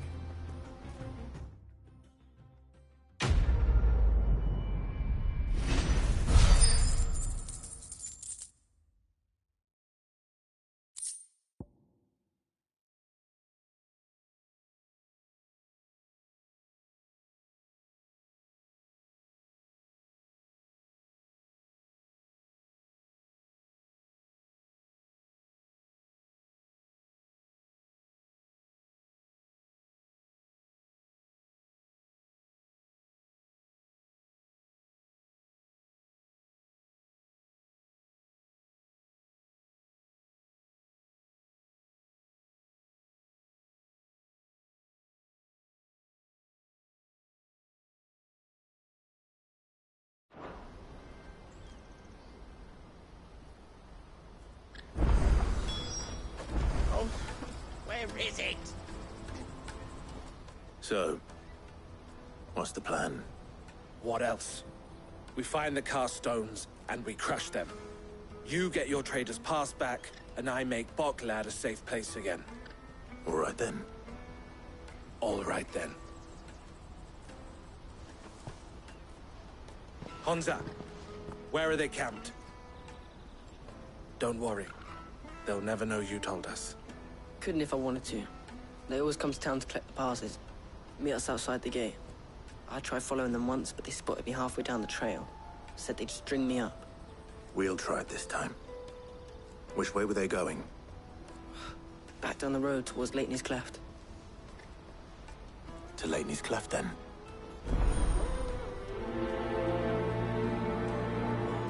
Leitney's Cleft is to the south, past the camp.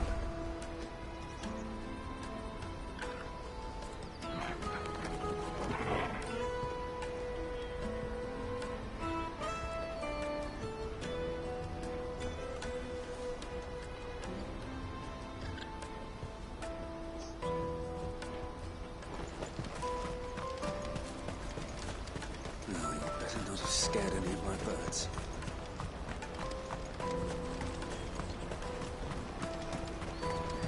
That's that then. There are no crystals here.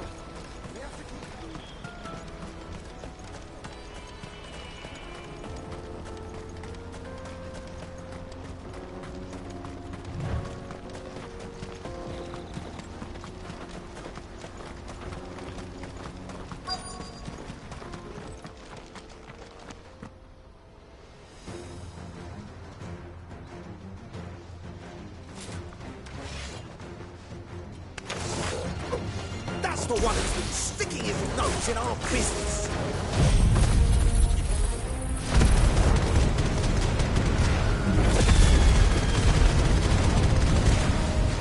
You should have minded your own.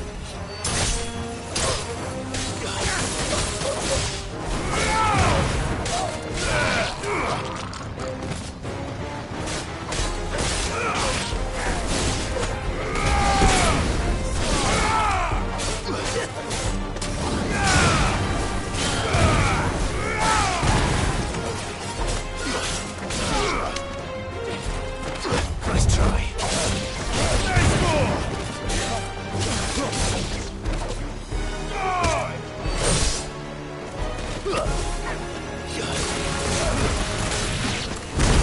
I doubt these are the ringleaders, but at least we know we're on the right track.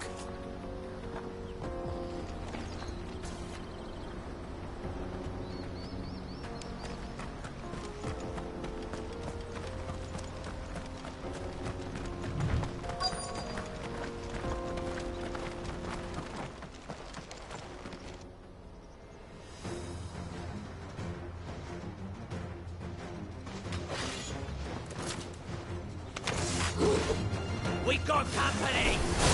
That's the lot.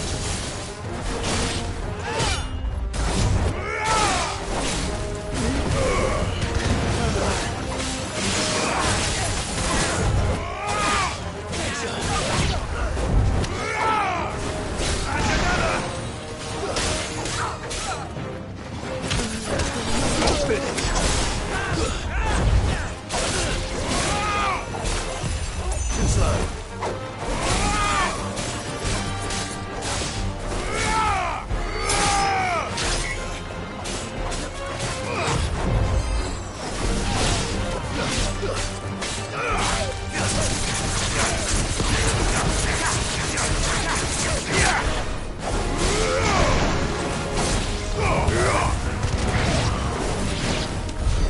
More foot soldiers.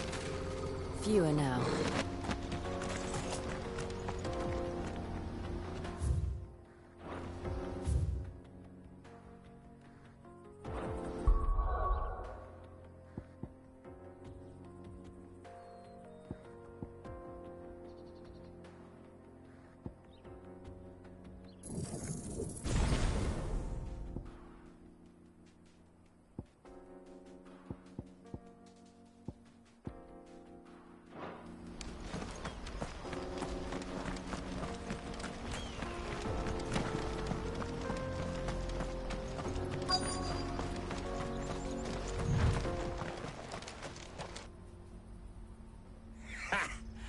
Not a bad haul today, eh? Aye.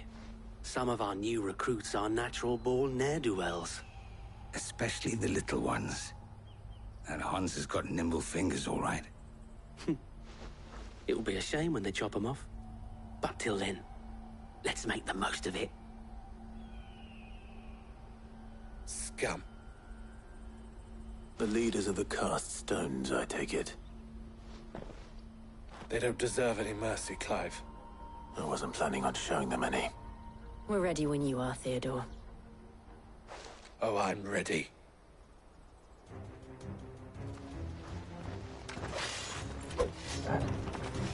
Fuck. It's that guard from Boklad. Kill him.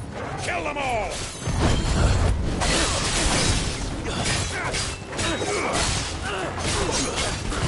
Nice try.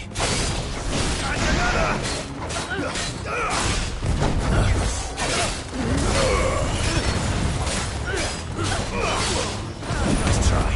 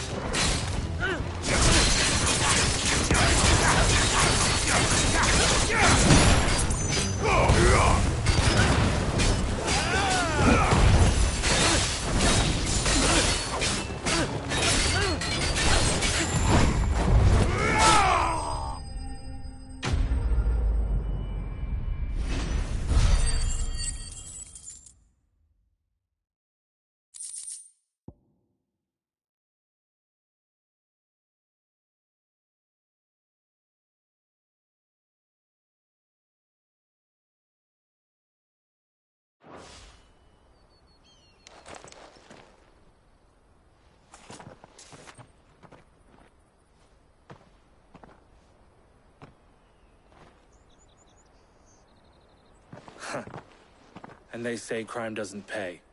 Gold chains, rings, purses. And traders' passes. Dozens of them. Have the names been changed? Not yet. I recognize some of them. No doubt Goots's is somewhere among them. Now I just need to sort through it all and return everything to the people it was taken from. We should go and give Eloise the good news. Can we leave things here in your hands, Theodore? Of course. Oh, and, be sure to tell her of the part I played, won't you? We'll be glad to.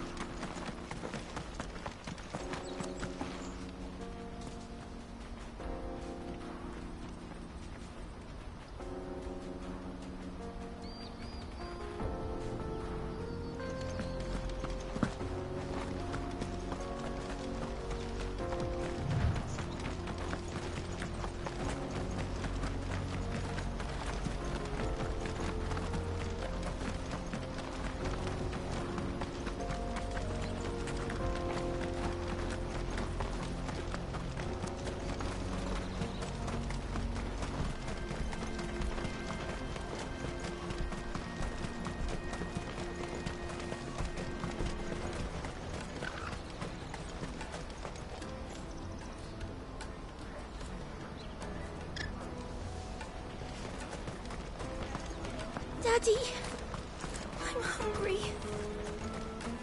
That's that then.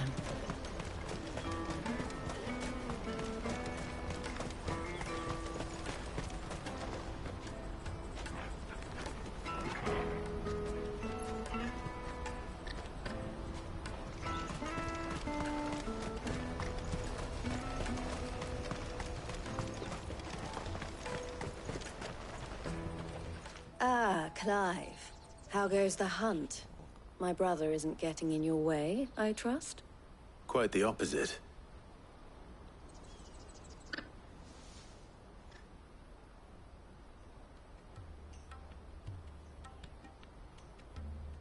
So it was the cast stones who were behind it all.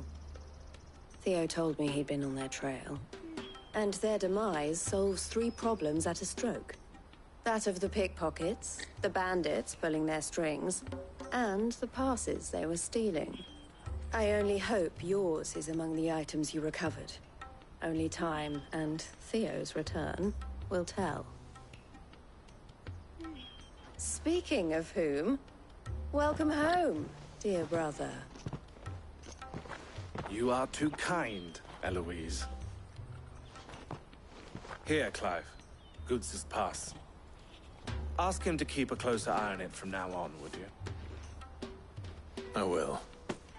Thank you. El, I've asked our boys to carry the rest of the goods back. Can I count on your help in sorting through it all? Of course. I'll make some space in the storeroom. I expect you'll soon be on your way then. But it wouldn't do to leave without introducing yourself properly. Would it now? Cid. Don't look so shocked. We're on the same side. I don't understand. As you now know all too well, we at the Crimson Caravans are always happy to help those in need. For a small fee, we will move anything that needs moving. Be that goods to market, or bearers away from it. I was the first my sister helped escape. If it wasn't for her, I'd have been branded as a boy. I had no idea. It just so happens that we are seeking to expand our operation. And who better to join forces with than the leader in the field? Wouldn't you agree, Theo? I would. It seems our purpose is the same in more ways than one. So what would you say to working together again? It would be our pleasure. And our honor. The honor is ours. Here, Clive. This is for you.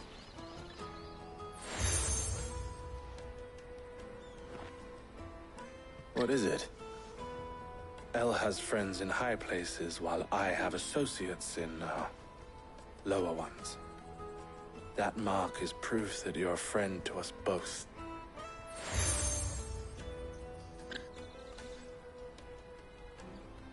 I shall bear it with pride. Well, all that remains is to wish you a safe onward journey. Goots' pass should secure you a place on the caravan, but if you encounter any difficulties, we would be delighted to provide you with a coach of our own. For a discounted price, of course. Say, 9 million? We'll try the caravan.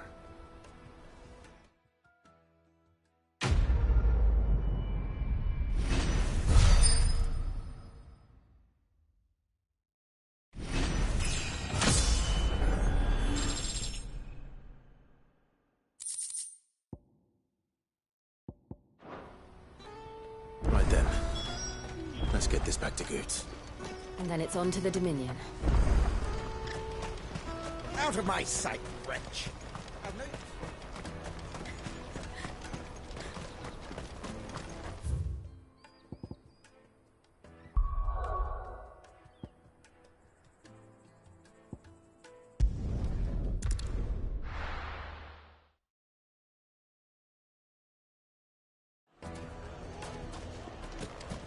People take notice of wealthy men. Shouldn't be too hard to track down Karat's collector. And he's gone. The whole Mother Crystal gone. What are we gonna do? Calm yourself. We don't know for sure. It could have just been a trap.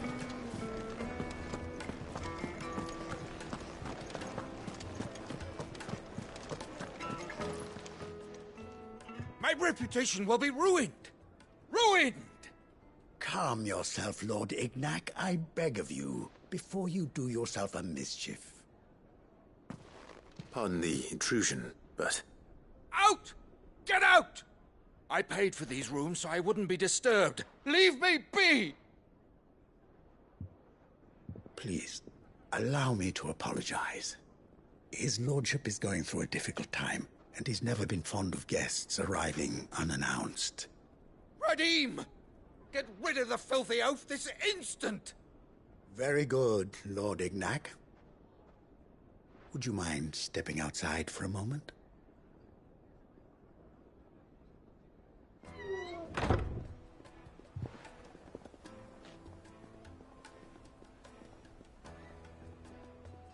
I'm sorry if I've caused you any trouble. That? Oh, no. That's just how his lordship is. Though the morning's events have left him somewhat fractious. He has been dispossessed of his luggage, you see. The thieves also made away with a considerable amount of coin. Coin the innkeeper will soon be keen to collect. I don't suppose a certain blade was among the stolen items. A single-edged sword. It was purchased from a merchant friend of mine. Ah, you know Lady Karen. Yes, I'm afraid it was. Then I'll retrieve Lord Ignac's luggage. But I have one condition. You have but to state it. You are welcome to anything that is within my power to grant. I want an audience with Lord Ignac. A few minutes should be enough. Then I'll be on my way. A condition I would be a fool to refuse. Of course, you shall have your audience. I don't suppose you saw where the thieves went? I did not, no. Though some discreet inquiries made on his lordship's behalf mean that I know where you might find them. The bandit's bed. Every ill-gotten coin in Dalimil is said to pass through that disreputable corner of the Val Croix. And that's where I'm heading. I shall speak to Lord Ignac in your absence, and arrange for an audience upon your triumphant return. That will be very kind of you. Farewell, and best of luck.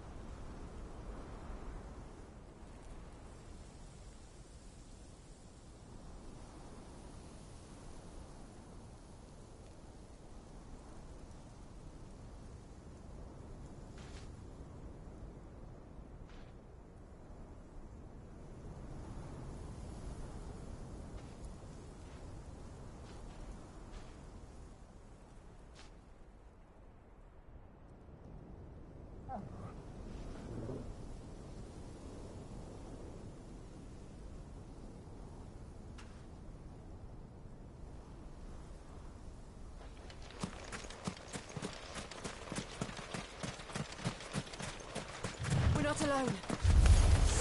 We've got company! Come on, lads, let's tear the bastard's head off!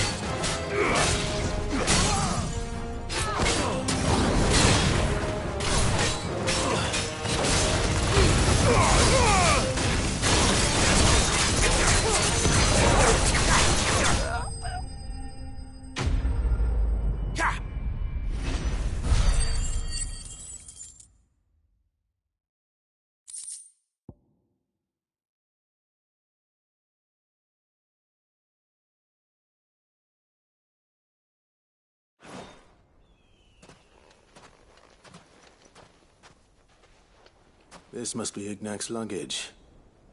Nothing seems to be damaged. All right. Let's get it back to Dalamil.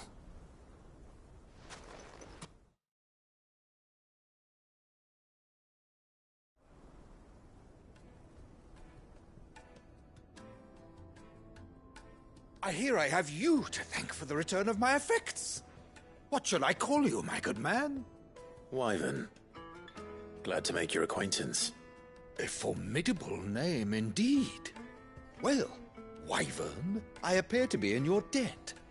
Redeem here tells me you wished for an audience. Is that all? A few moments of your time should suffice, yes. You're a peculiar fellow, Wyvern.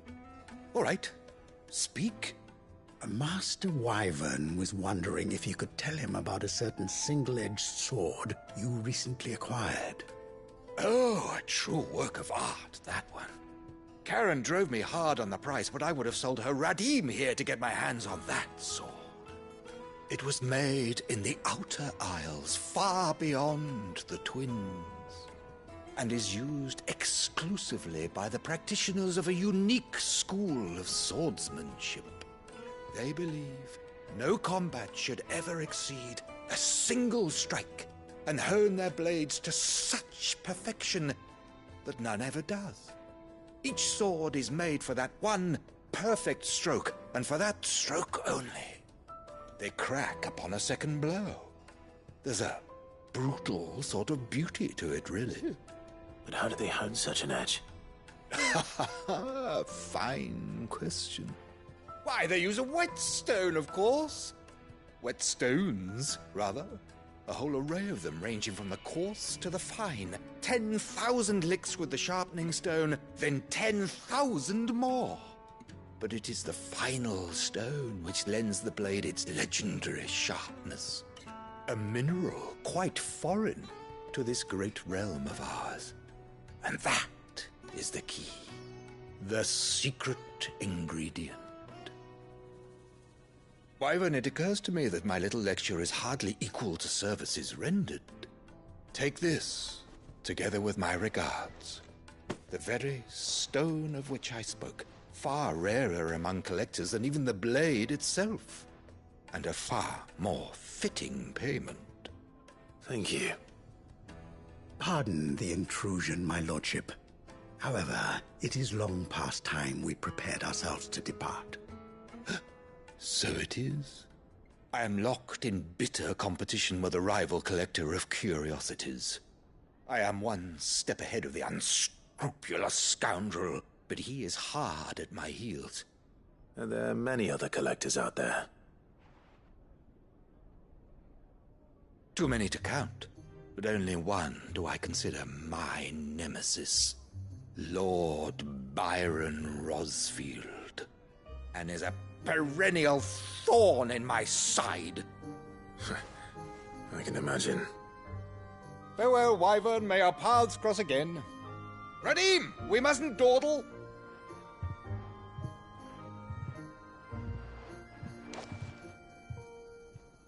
I think his lordship is rather taken with you, Master Wyvern.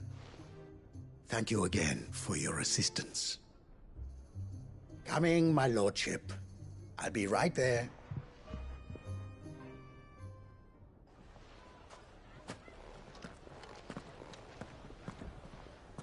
Trust Uncle Byron to find such an interesting rival. Now, let's see what Blackthorn makes of this whetstone, shall we?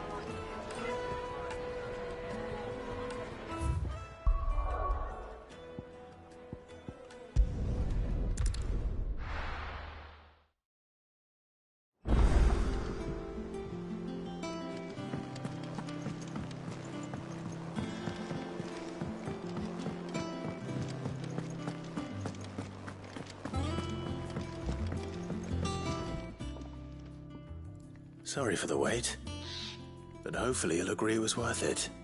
You learned something about that sword, then? I did better than that.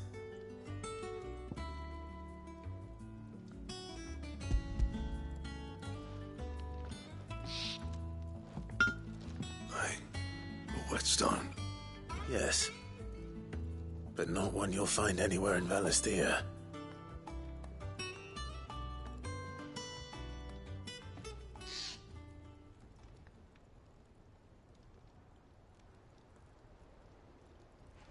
No wonder I couldn't get the same finish on the grinding wheel.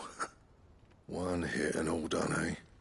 Might not be so bad if all you ever fought were duels. Good luck on the battlefield. Your second opponent would be your last, no matter how good you were. Even so, is there some way it could be used to give the Cursebreakers an edge? I think so, yeah. With this whetstone and the right kind of steel, I could probably even make a twin of the blade that rattled me. But there'd be no replacing this little rock once I worn it down to a sliver. I reckon we get a dozen swords from it, if that. Swords that the Cursebreakers wouldn't know how to wield properly, and that would see them through a single fire piece. Nah, no point trying to copy that thing. Be about as much use as a wax anvil. But finishing our blades with a whetstone this fine, Now that's something to consider. And what's finer than fallen masonry, eh? Or more hard-wearing, for that matter. Just imagine it. Good Valisthian steel with an edge as sharp as any found in the Outer Isles. I won't make a copy, nah. I'll make something much better. I'm sure the Curse Breakers will be delighted. Just don't push yourself too hard. Don't you worry about me, Sunshine. I've been working day and night since I was half your age, and I'll still be here when you're long gone. Hey, thanks, Clive. I mean it. I owe you one, August too. It's good to know someone's looking out for me. You'll be happy to hear you said that. And I'll see that my debt to you's paid. First new blade I make's got your name on it. You come and find me when you've got the materials. All right. I will.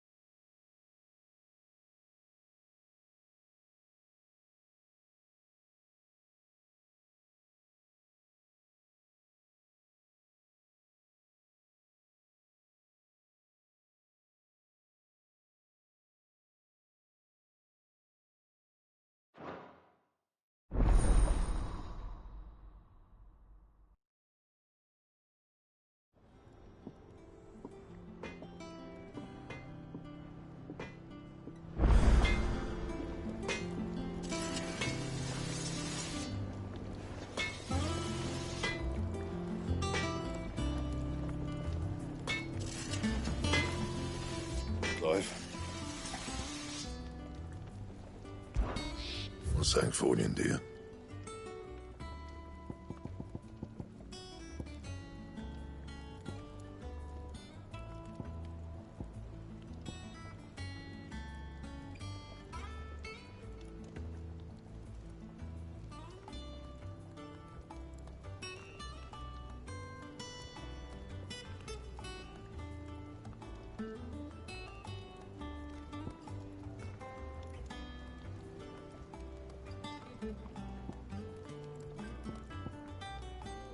Anything else?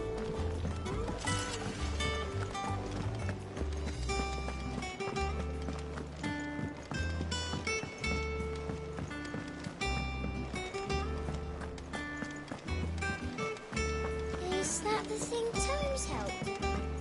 Ned told me she was building a ship.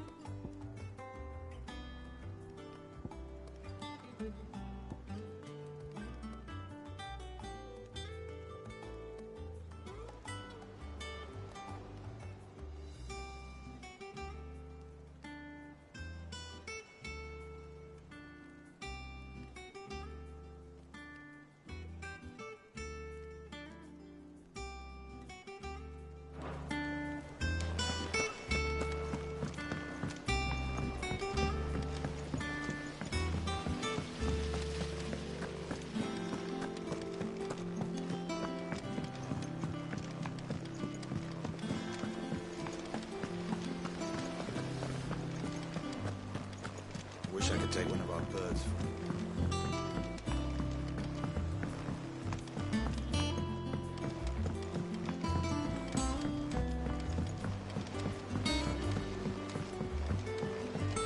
I went up to give some greens to the chocobo.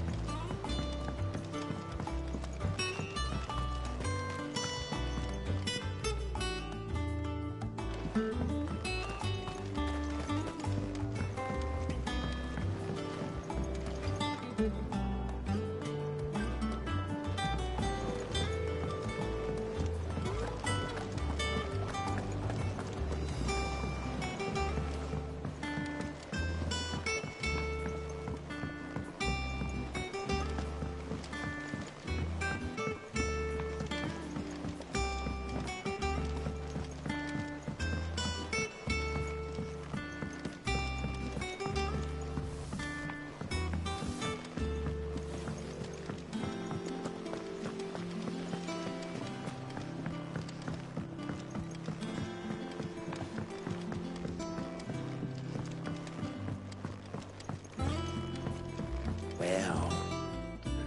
Here, Sid. Reckon you might be just the man to help me out of a bit of bother, if you've a mind to. Let's hear it. Well, it's about this alembic the chief's got me making. Lovely bit of kit it is. Bung in a solution you want splitting, and it will separate it out, just like that. Problem is, it won't always get rid of all the impurities. And with some of the stuff we need it for, that ain't good enough. Which is why I've been looking for something to filter the liquid we'll be cooking off. And that's where I was hoping you could help me out. I imagine Tyr could get some use out of this alembic too. Distilling medicines and the like. All right. Why not? Proper job! So what exactly do you need for this filter? Nothing but bomb ash'll do, says the chief. Gave me a sample she'd obtained from the university stores. Couldn't believe my eyes. You pour the blackest blight water through it, and it comes out clear as a mountain stream. So, I did a bit of reading about where I might be able to get hold of some. And do you know what I found out? It's only the blimmin' bones of a bomb king. They leave them behind when they die, see? I take it that's where I come in. If you wouldn't mind. I saw a billet on the hunt board for one just the other day. Would have gone myself, but, well, fighting dirty great balls of flame ain't exactly my forte. You, on the other hand... All right. I'll see what I can do. Thank you kindly. And a good hunting, eh?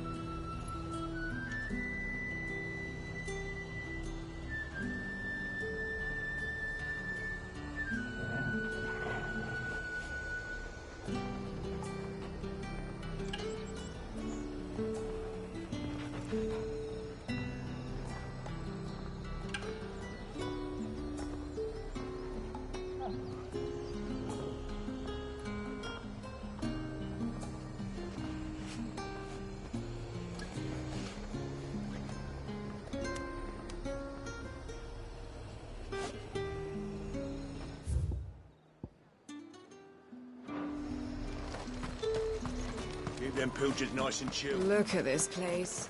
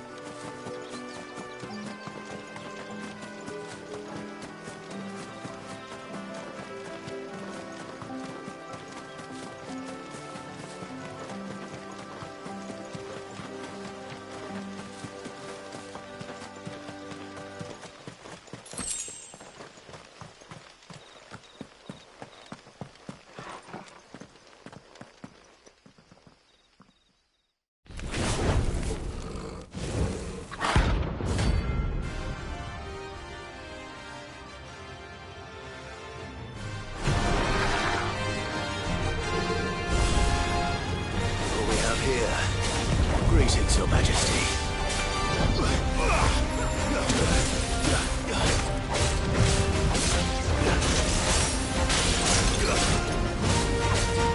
Too slow.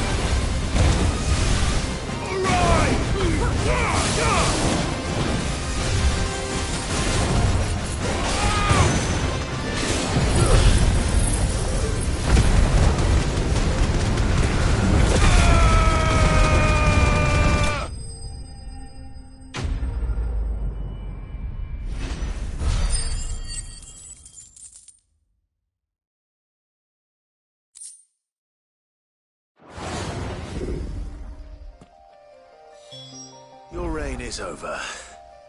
Now to collect the ash. I should probably have brought a bucket. This looks like the stuff. Let's see if there's any more.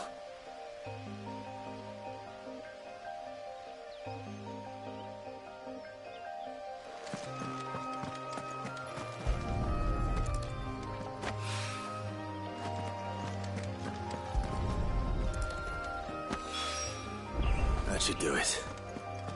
If a wine needs more than this, he can fetch it himself.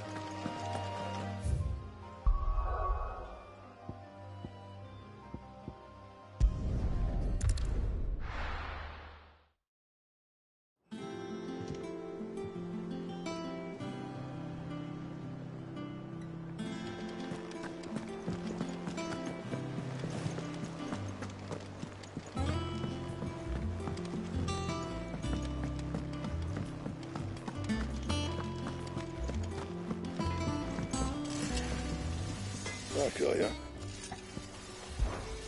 What do you want? No scratches, all right?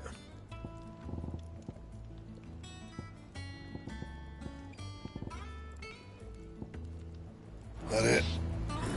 Fine.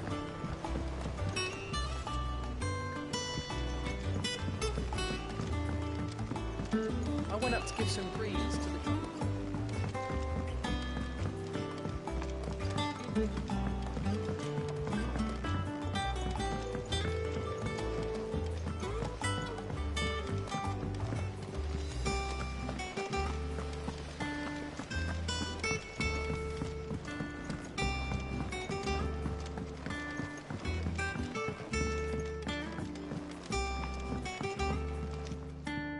All right there, Sid? How's that hunt for the bomb ash going? I have it here.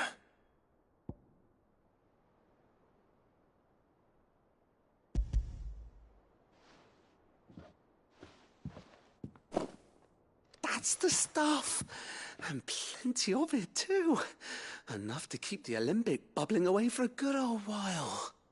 You're a gent, Sid. Let nothing say otherwise. Right then. Let's get this contraption up and running.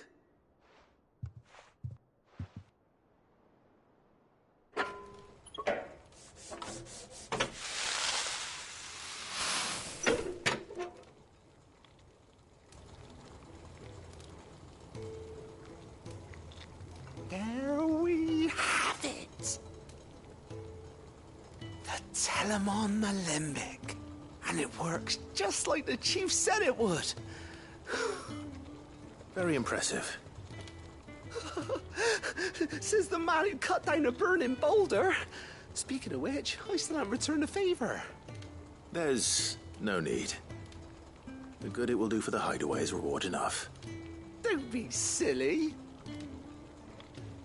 Why don't you let me take a look at that bag of yours? The one you keep your potions in. Reckon I could work some magic on that. What kind of magic?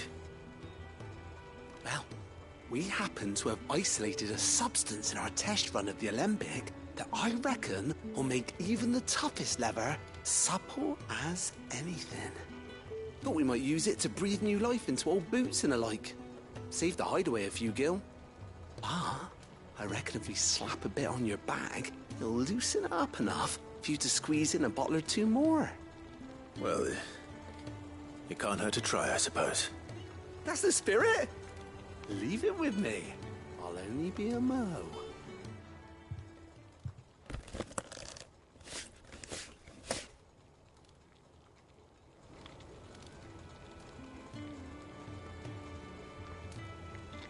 Well, what do you reckon? It certainly feels more flexible. Right? Told you. Thank you. I think. No. Thank you for supporting Mid and the rest of us in our endeavors. Without you, we'd never have been able to discover wonders like that stuff I rubbed on your bag. And I'm telling you, there's plenty more where that came from.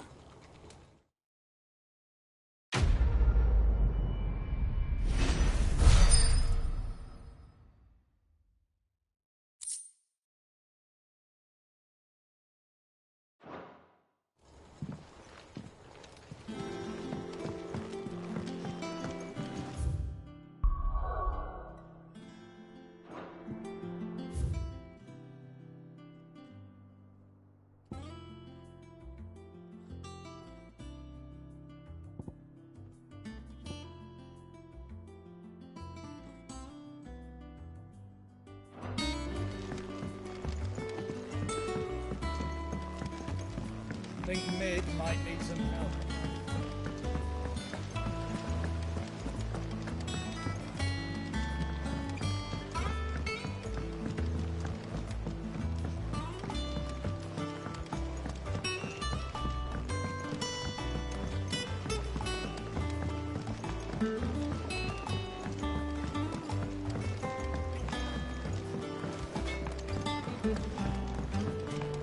He cracked the crystal too? You're joking.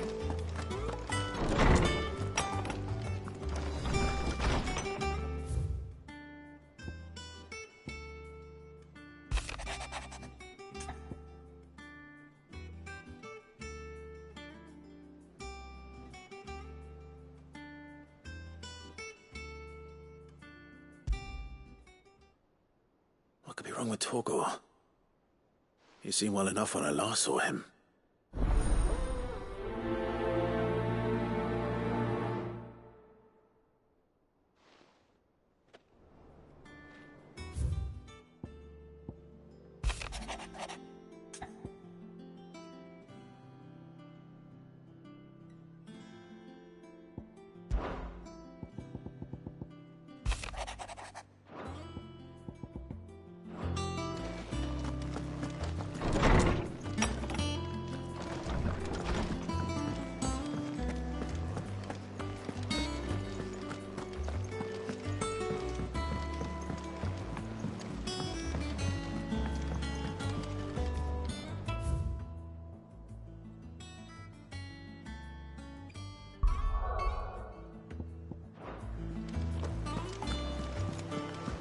Is that the thing Tomes helped with? Mid told me she was building a ship.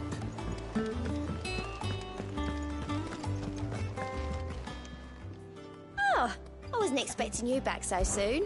Come to claim your just desserts? All yours.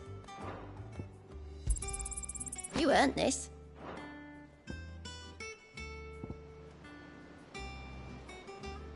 Best of luck out there, Sid.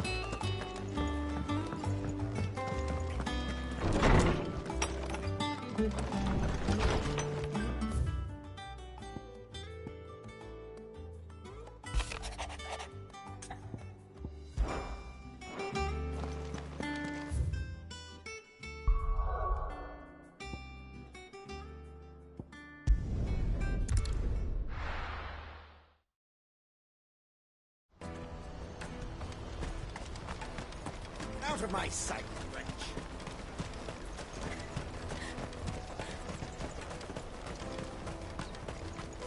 Come on, come on!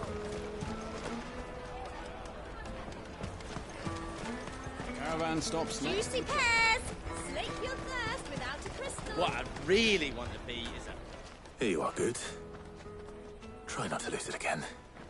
Me pass! You found it!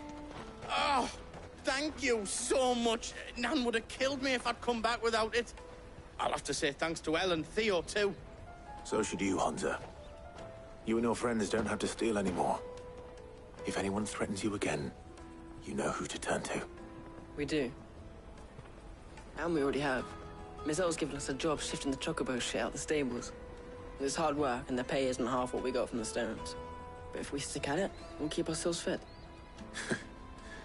You stick at it, then. And Goots, I'm sorry for stealing your pass. That's all right. I've got it back now. And all's well that ends well, eh? You said you're trained to be a blacksmith, right? Well, I'm gonna be your first customer. I'm gonna save up all my gil and get you to make me a massive sword. I'll do me best. Till then, eh?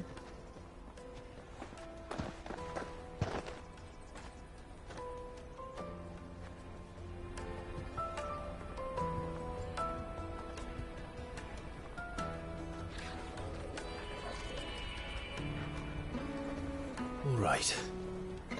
We have a place on the wagon.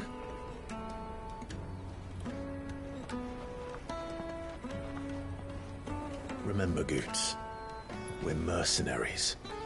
You hired us to protect you. But mercenaries... And you remember the plan? You're to ride all the way to Twinside. Jill and I will go with you as far as the outskirts, then find our own way in. I'll buy that stuff I need. Right. And we'll scout out the Imperial's defenses. There's a square with a big bell tower right in the middle of town. If you get lost, or out goes wrong, we can meet up there. Right. Let's go.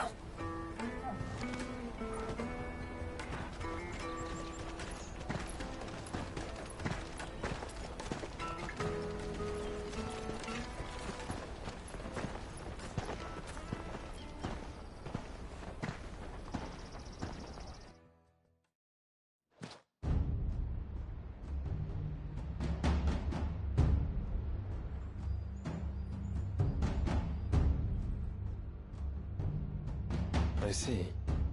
And you're quite certain your father has no knowledge of Ultima? I am.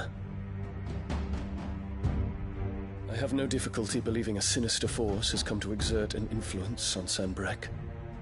But be that as it may, it is yet to claim my father. For better or worse, his radiance speaks his own mind. Then the fiend works from the shadows. I confess, when first you told me of this fiend, I had my doubts, and more than a few at that. A beast that labors to plunge Valisthea into turmoil, all in pursuit of your brother. But that wound is proof enough that evil is afoot. Then I have your answer, Your Highness. You will join me in my fight. I cannot. Not yet. Your Highness, please. As you are aware, the Dhalmekian army is at our gates. They have lost their mother crystal, and with it all hope of a negotiated withdrawal. It is but a matter of time before they invade. If Bahamut is not here to meet them, my people will be slaughtered. Though not by Hugo Kupka, thanks to Ultima's machinations. I know the fate of your people weighs heavy on your conscience, but if we do not put an end to Ultima's plans, they shall face a far darker fate. The chaos he would wreak would sweep all of Valisthea into the abyss. The lives of every man, woman, and child in the Twins are at stake. I believe what you say, Phoenix. But I have duties of my own, and I must discharge them. Come what may.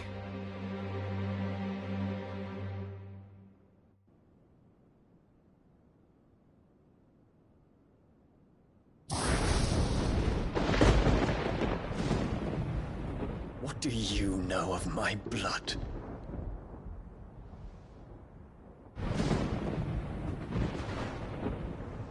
I know that it is wholly unworthy of the highest offices of state, which rightly belong to those of purer breeding.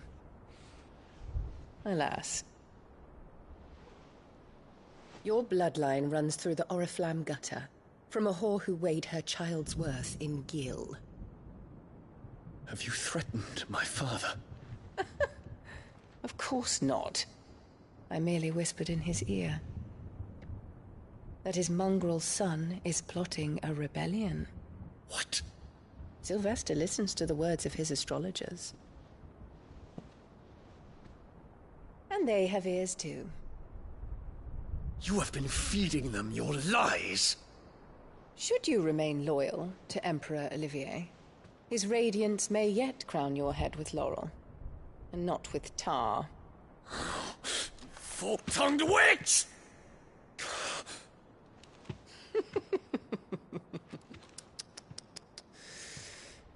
In consideration of your long years of service to the Empire, I shall forgive this uncharacteristic rudeness. Now hurry and make ready, Your Imperial Highness. Emperor Olivier expects much of you, Dion. Or should I say, of Bahamut. May your fire reduce his enemies to ash, till all of Valisthea bows to its rightful ruler.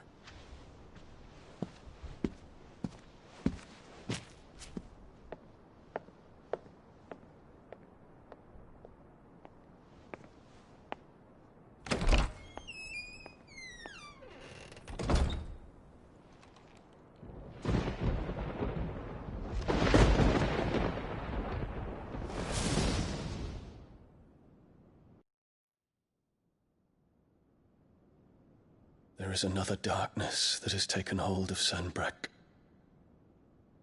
And until its grip is released, the flames of war shall spread ever wider, just as Ultima wishes. Forgive me. My family has caused you much grief. You are not her keeper, Phoenix. This is a matter for the Imperial household now, and as a member of that household, it falls to me to resolve it.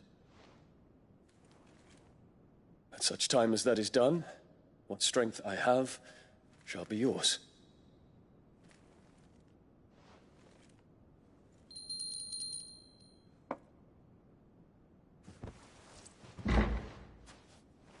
Thank you, Your Highness. Let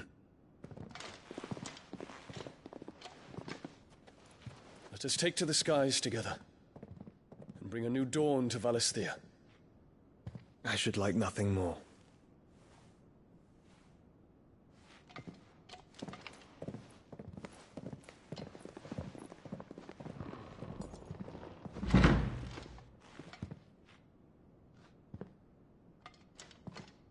Terence. My prince. Tell me true. Do you believe what I'm about to do is wrong? We dragoons have but one leader, Your Highness. And we shall follow him unto the very end. Thank you. This is my decree. For their crimes against the crown, the traitorous Annabella and her usurping son shall be put to death, and the Empire restored.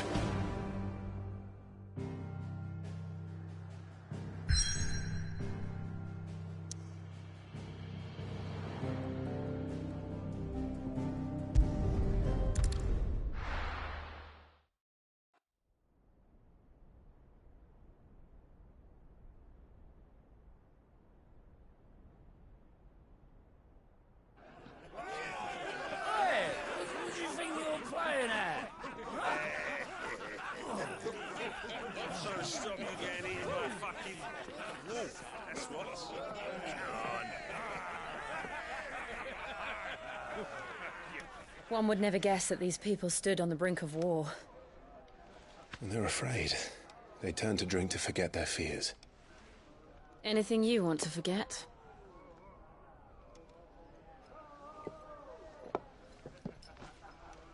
The harbor is empty, and half the market stalls too. The city may seem peaceful on the surface, but it's balanced on a knife edge.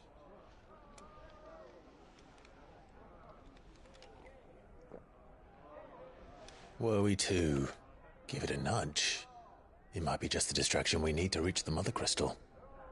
I thought you might say that. We should send for Gav.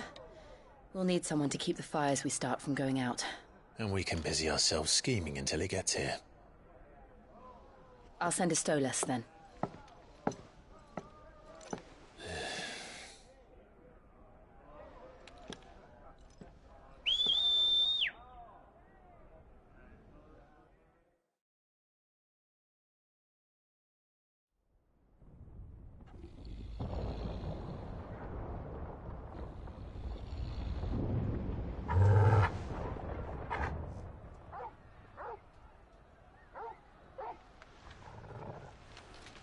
What is it, boy?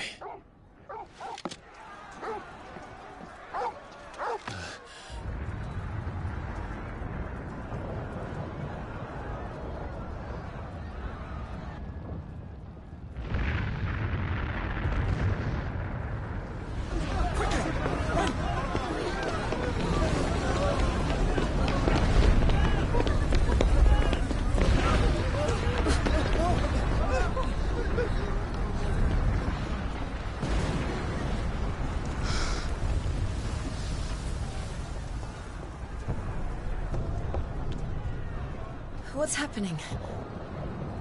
I don't know. Torgal!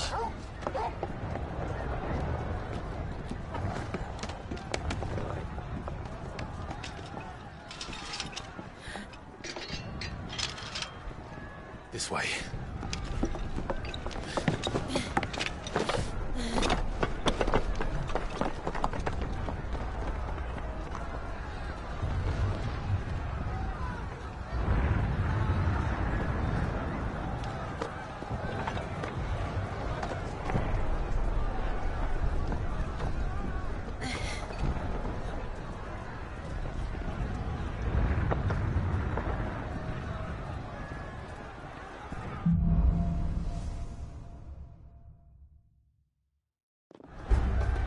The city's on fire. I'm sure Goetz is fine. He'll be making for the square. The one with the bell tower. In the middle of town, right? Guard, watchman or sentry is to be slain on sight.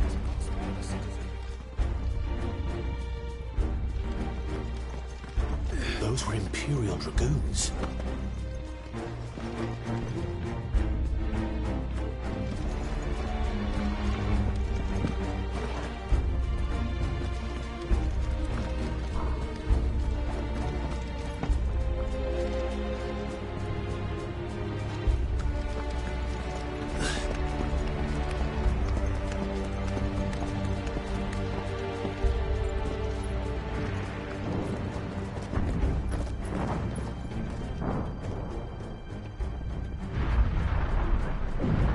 What in the hell is going on?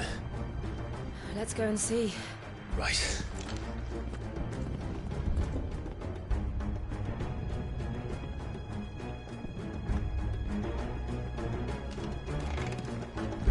But first we find Goetz.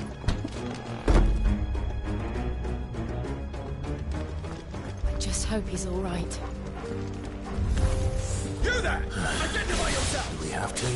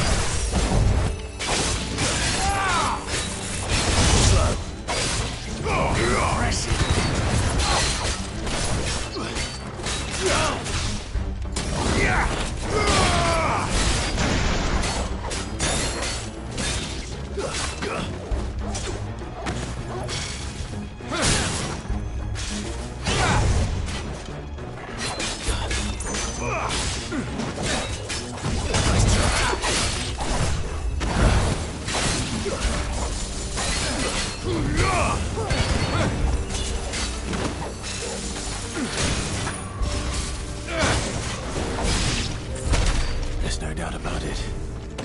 They're dragoons. What is this then? A civil war?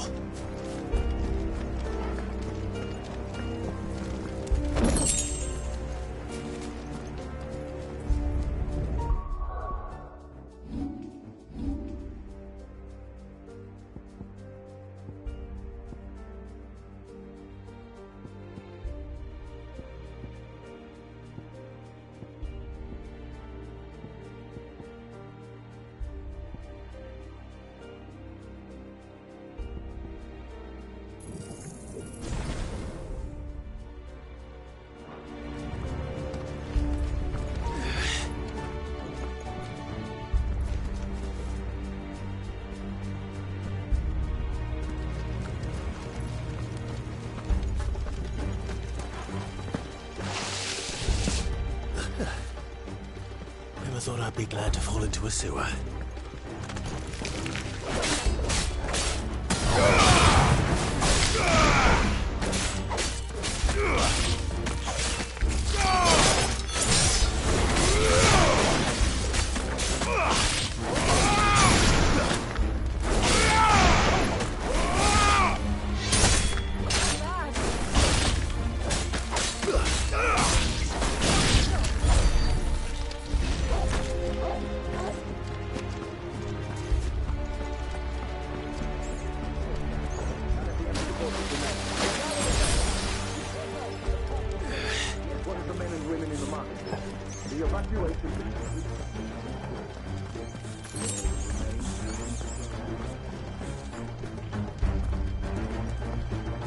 There it is. The bell tower. Right. Let's go.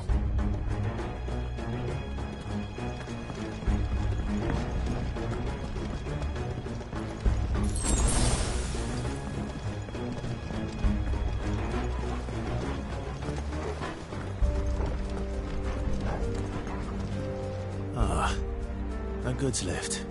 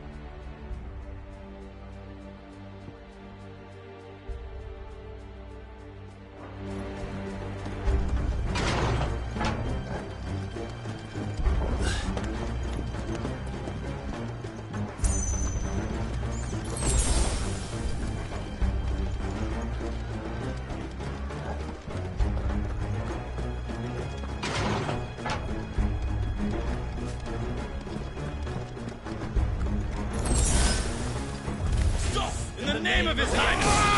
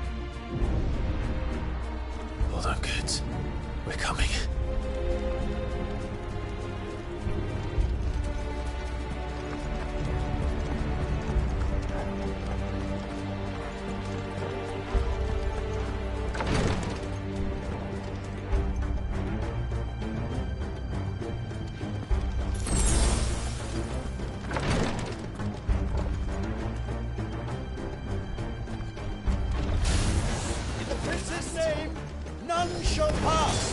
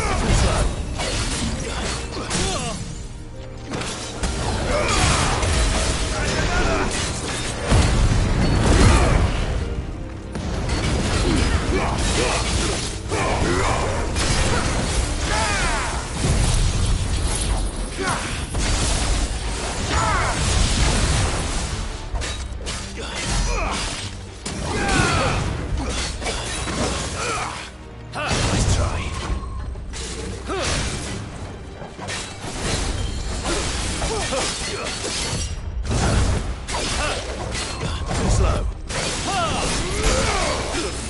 Nice try.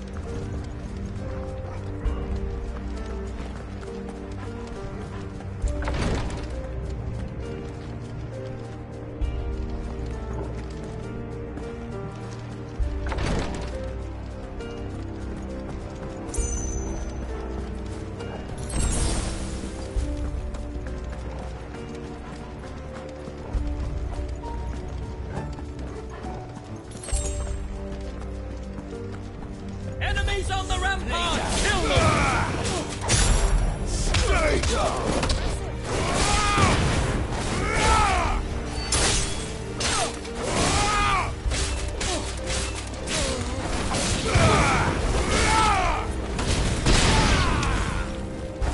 There's more!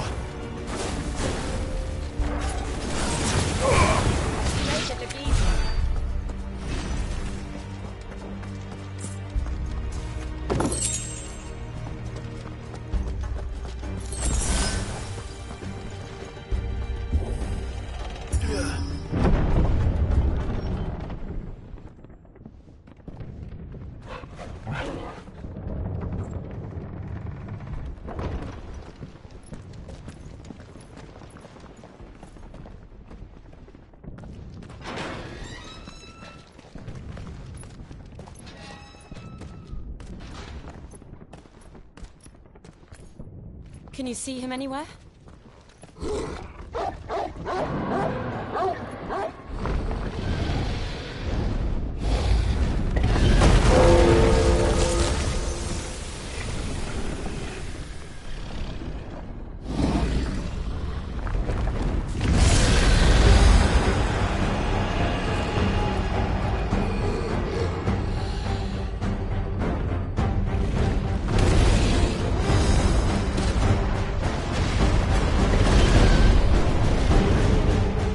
It must be one of the Dragoon's pets.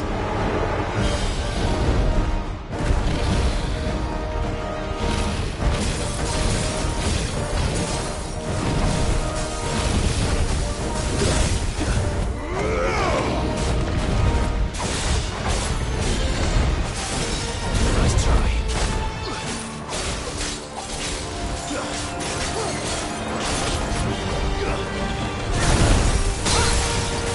Another!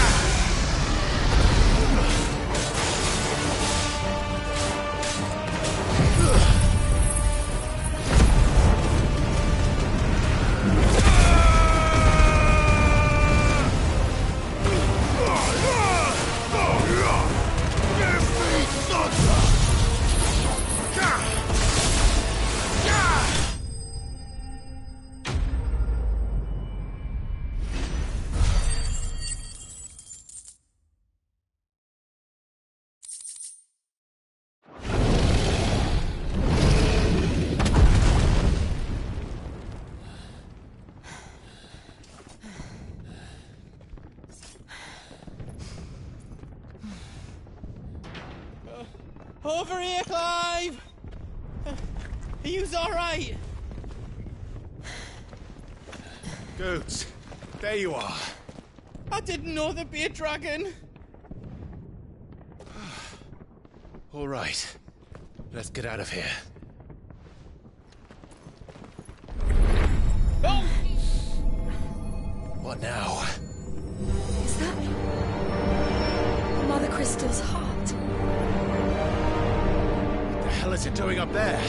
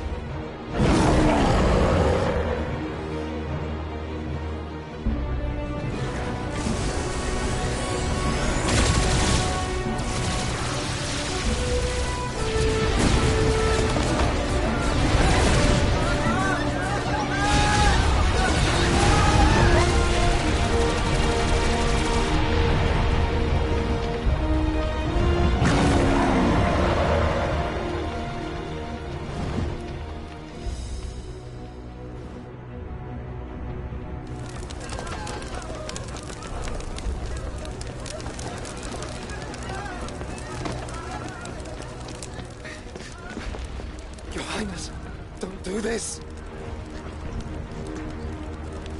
We must leave. Now, Your Grace, I beg of you. This is not what he wanted. Something's happened. Forgive me, Yota, but I must put a stop to this. Your Grace!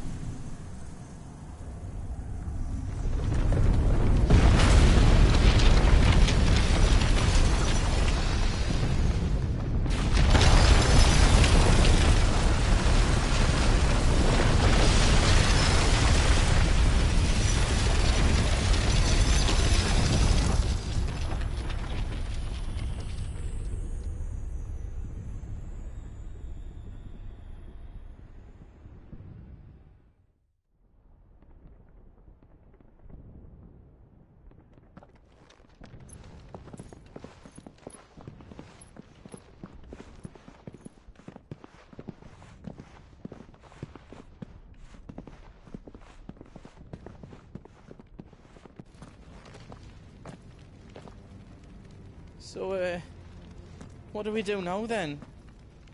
We destroy the heart. Well, you might come back! As soon as the flames die down, the Imperials and the Dalmex will move in. This may be our only chance.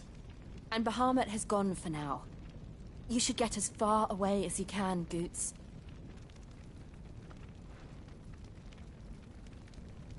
What? And leave you lot in the lurch? I can't do that. If you're staying, then so am I. I packed everything up before I made a run for it, so if there's out you need, just ask. But I won't be giving it away for free. Nana'd never forgive us if I did. Thank you, Goots.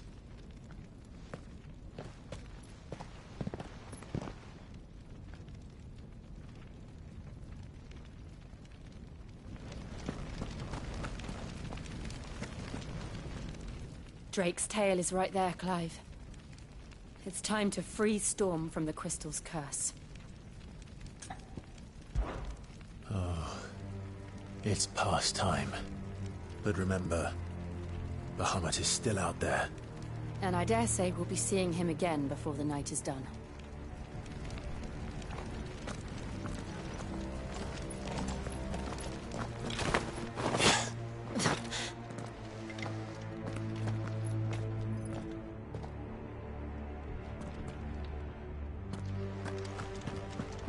No more roads. We'll have to find our own path. Do you feel that, Clive? Ether. Just what we need. Another flood. Already turned them. And there's no reason to hold back.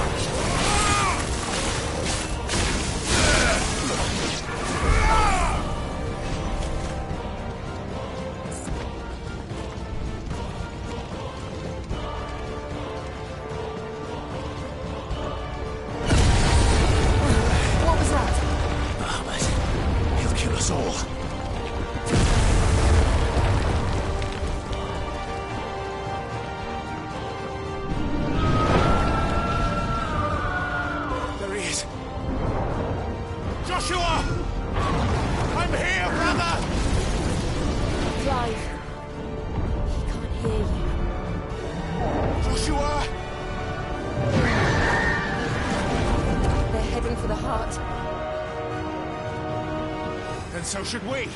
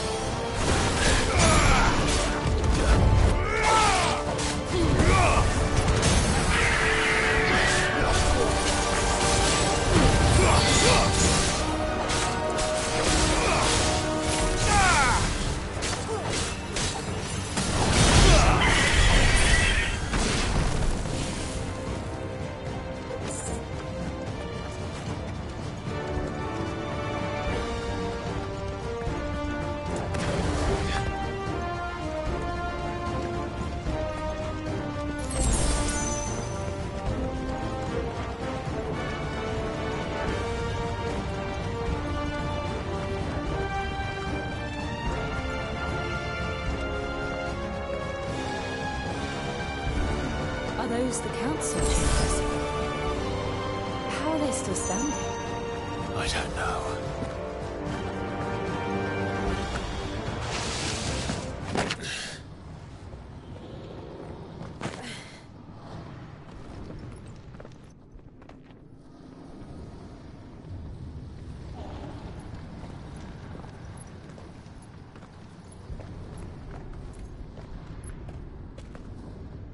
He'll be all right, Clive. He's a survivor.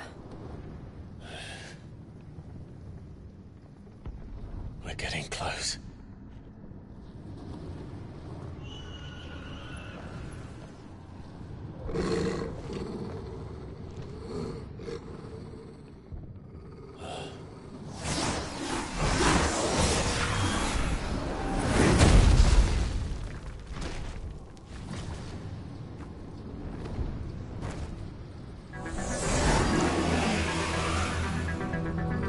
Looks like somebody doesn't want us getting any closer. I don't care what it wants.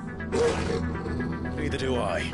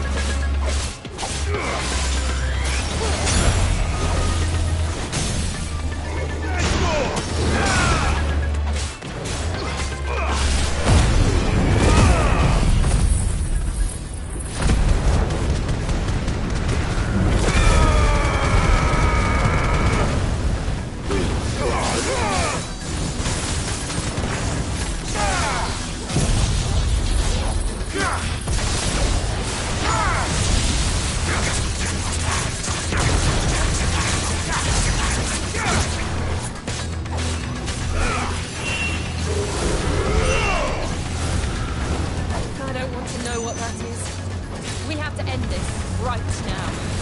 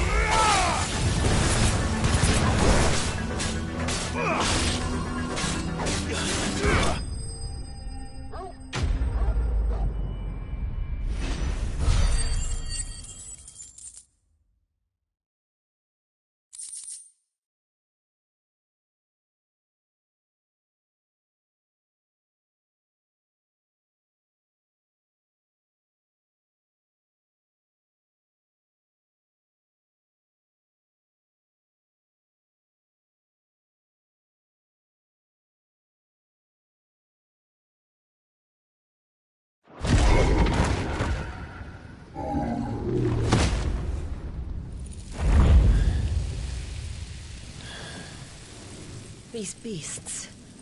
they're getting stronger. We can think about them later. Right now, there's only one thing we need to focus on. The heart.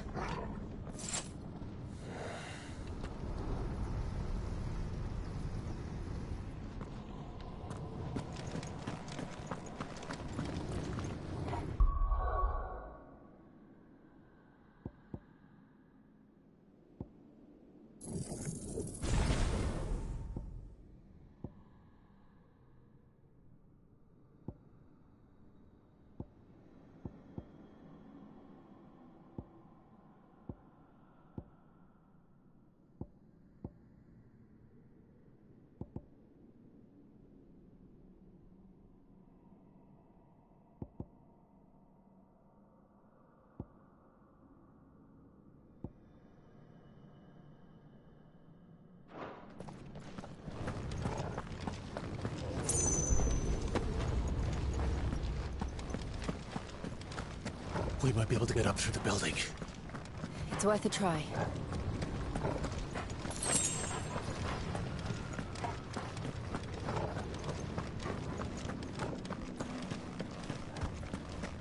Quiet. There's someone up there. Is someone there? Mother. It's you. What happened here? He tried to take him from me. Oh, my boy. My darling boy. Is this the child you made with the Emperor? Why, Mother? Why did you betray us all? You have no right!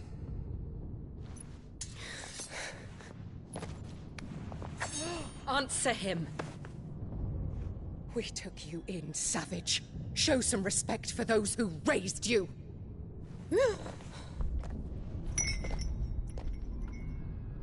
Honorable Elwyn, always thinking of his precious homeland.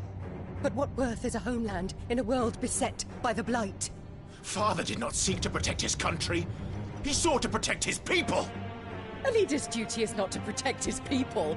It is to protect the source of his sovereignty. The noble blood that runs in his family's veins. So long as this bloodline remains unbroken, what does it matter if a nation falls? One can always found another. Unlike him, I did my duty. I preserved my line. I bore a son of the noblest blood, to whom the whole world might kneel. That is why I gave Rosaria to Sambrek, that I might join my line with the Lesages and birth a savior of this benighted land, blessed by both Bahamut and the Phoenix! You sold your country for a child. Why did he need another? You had Joshua. I had nothing. You were always your father's son, so very strong and bold and daring, and yet you failed to awaken. Would that Joshua had been granted 1/10 of your strength? Oh! How the nobles laughed that Elwyn's firstborn was surely the son of a concubine, and my own, not long for this world. The shame of it! The shame of being slandered by one's inferiors! How could you ever know how that feels? It should have been you! Why didn't the Phoenix choose you? Joshua's every waking moment was spent trying to shoulder the burden that you and the Phoenix and the Duchy foisted on him. That's why I became his shield. To help bear the weight. But what did you do? You betrayed your own blood and surrendered your son to his fate! Joshua, my darling boy. I never meant to hurt him. The soldiers' orders were clear. He was to be spared.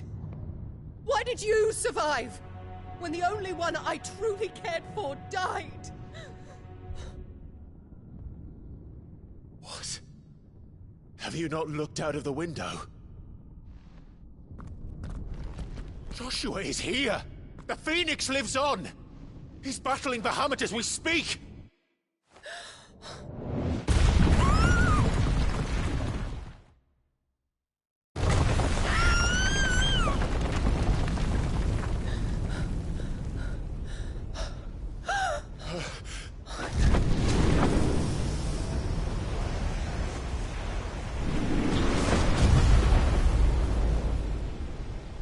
Joshua!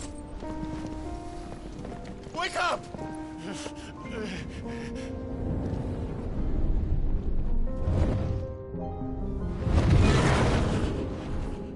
I am a shield of Rosaria.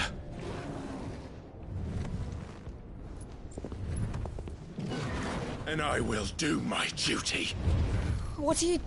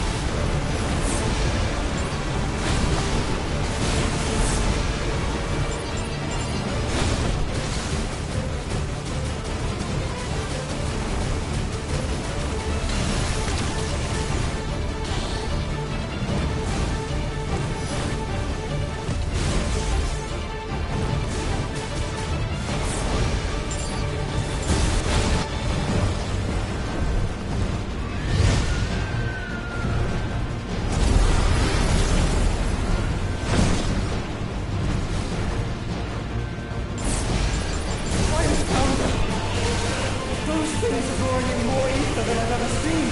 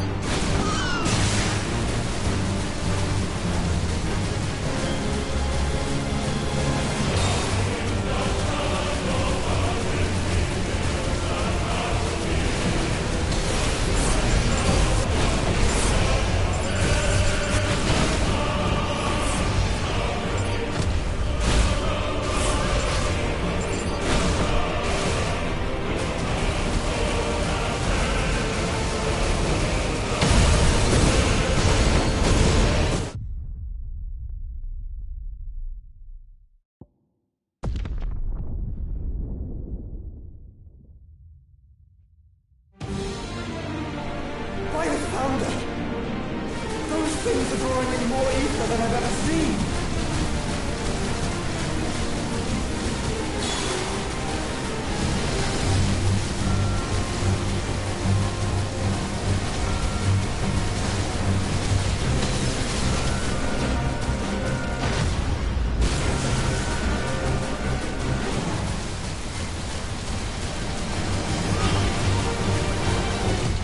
I have to stop them.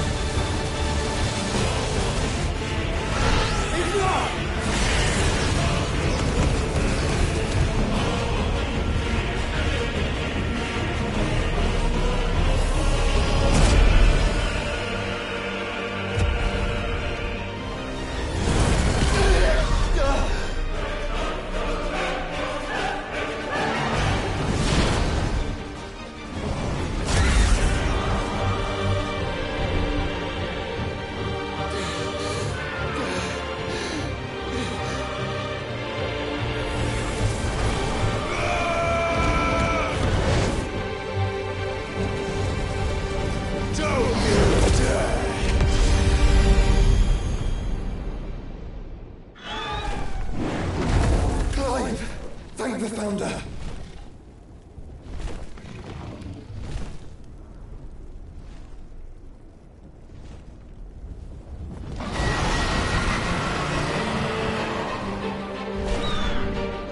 It's now or never, Joshua.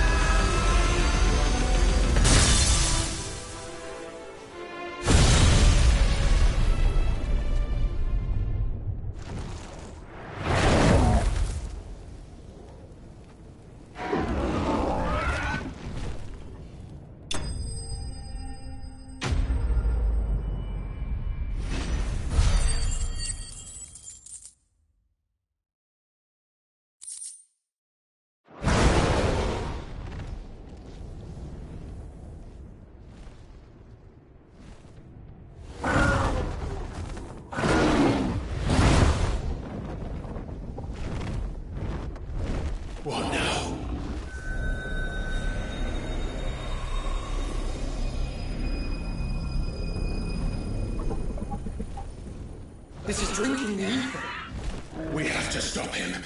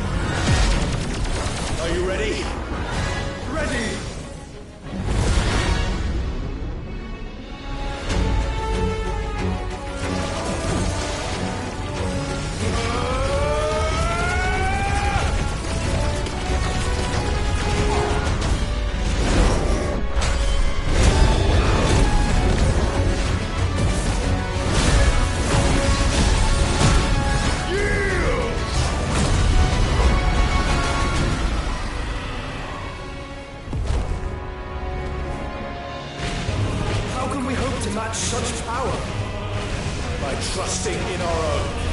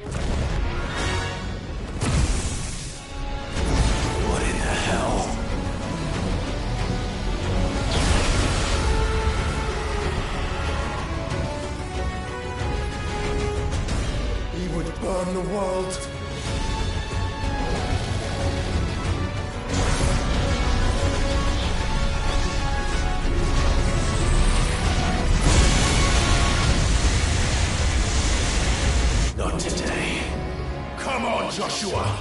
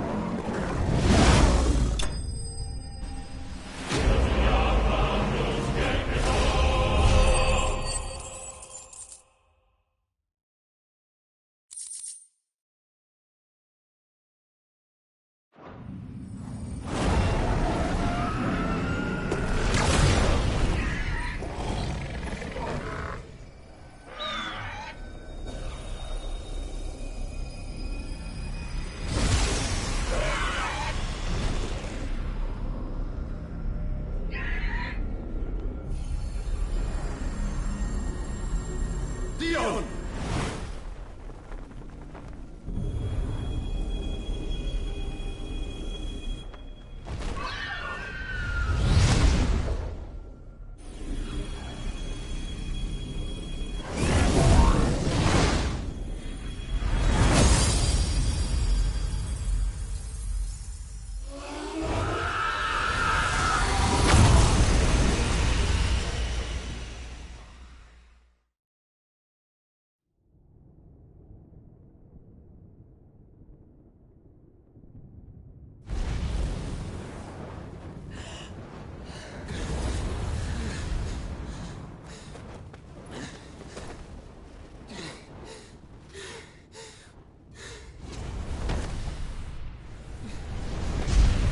Joshua!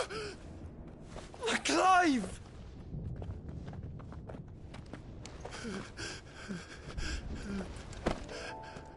My brother. I'm sorry. I'm so sorry. You're alive. We both are. Nothing else matters.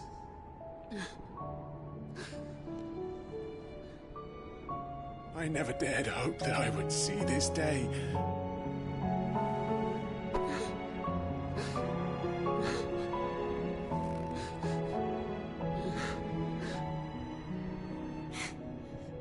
Reunited at last.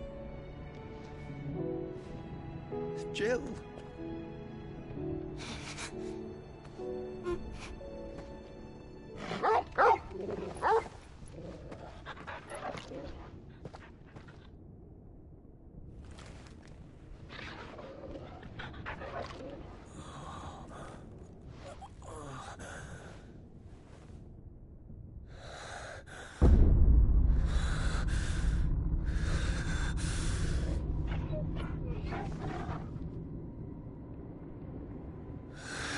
This is for my father!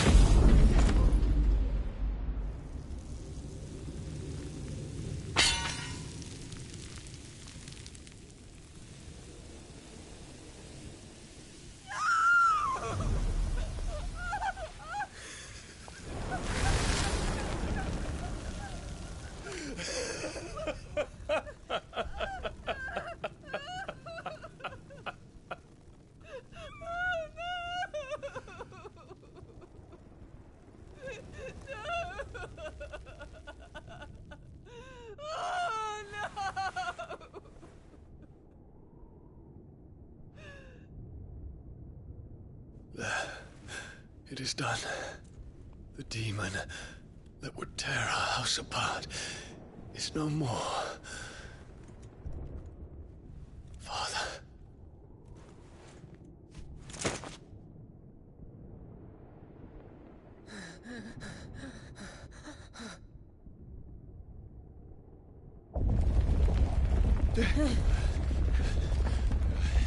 The Mother Crystal. It's collapsing. Right. We need to leave. No. Wait.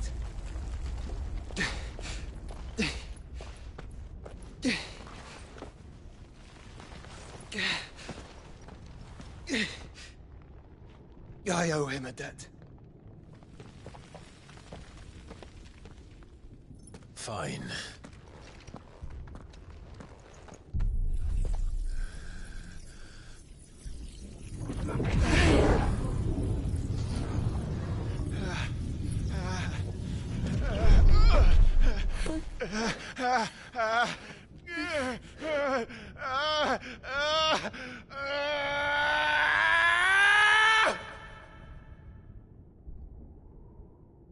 You there. Tell me what section. Don't reinforce the walls. This is our situation. Report, Captain. Can nothing be done to call them off? I regret not, Your Radiance. The Dragoons answer to none but His Imperial Highness. The Council is powerless to intervene. We're hearing reports of rebel Madness is this, Dion. Throughout the neighboring districts. Focus all efforts on extinguishing the fires around the capital. The city can wait. What about stocks of weapons and armor? Don't dally, man! Go! Your Radiance. And I want you to find out Make sure the doors are locked. Dalmec's movements. By the light! Dion. Have you taken leave of your senses? Call off the Dragoons at once! Fear not. The populace will come to no harm at their hands.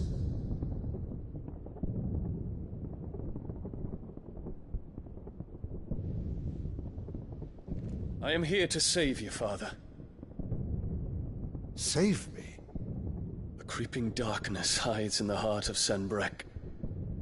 It stems from your wife, the traitorous Annabella.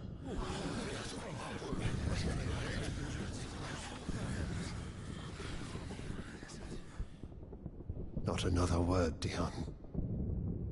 Father, though you may not see it, the darkness has taken hold of you. It has made you forget yourself. But I bid you remember, there was a time when you ruled not with cruelty, but with compassion. Why now do you turn your back on your people? Why now do you seek to stoke the fires of war? You too have borne witness to this change, Your Eminences.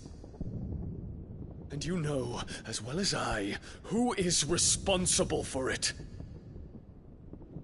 A puppet now sits upon the throne, but cut his strings, and the Master loses the power! What? Dion, you bear steel before your Emperor? Guards!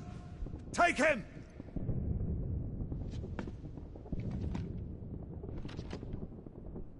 For every citizen who falls, another can be bred.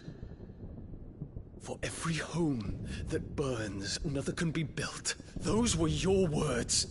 But when the last of your citizens has fallen, and all of their homes have been reduced to ash, what will become of your empire, of its rulers, of your god? As the Mother Crystals crumble one by one, and the Blight sweeps in to claim all that we hold dear, our people look to their Emperor for protection. Yet he labors not to secure their futures, but to seize what is left of the twins for himself!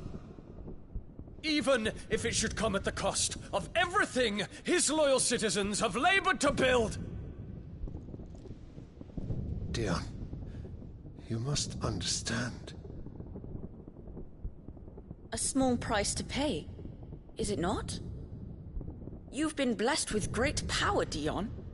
Enough to win me the world. So go, claim Valisthea for me, brother.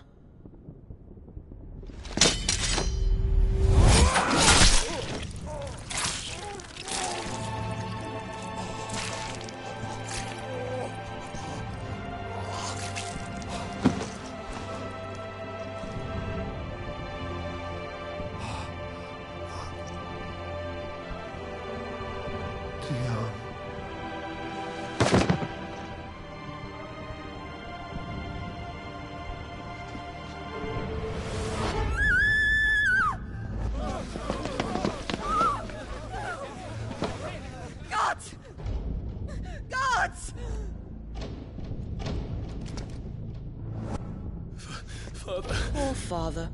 How he doted on his children. That he would die to protect me was plain. It was but a matter of when.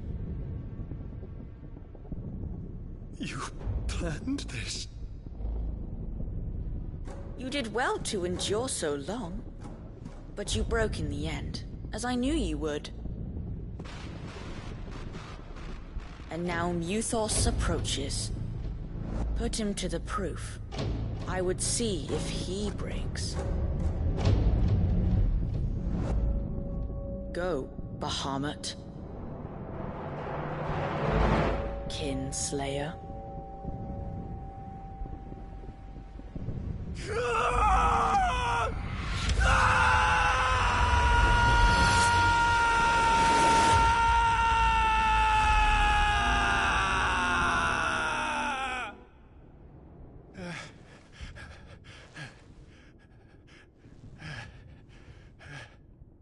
Not again. Brother? It's a long story.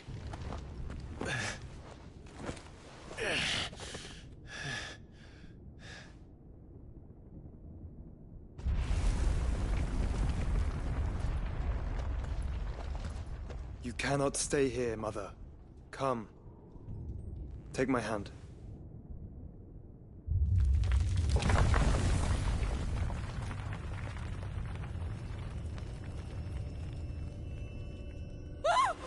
Get away from me! This is all just a dream, just a bad dream! You will not take me, Shadow! You will not take me!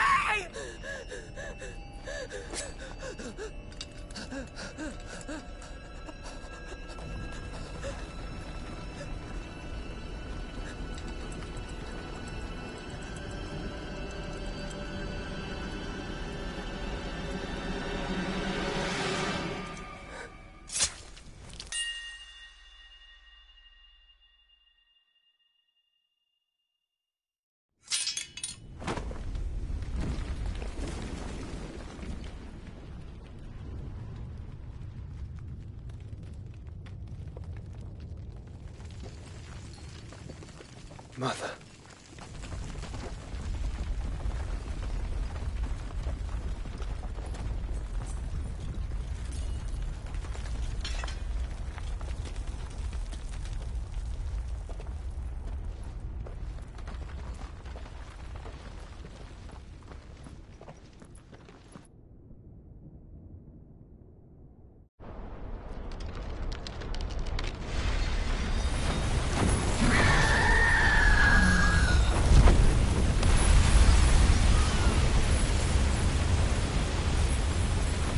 If it is consciousness that weaves your wills together,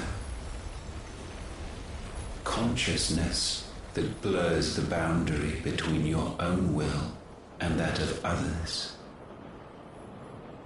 then we shall set you apart once more. The ties that bind you shall be severed, and humanity return to its proper place.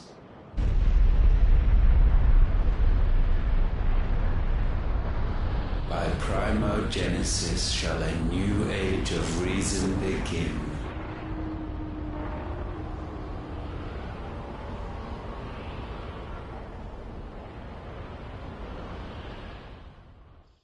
Relax, Your Majesty.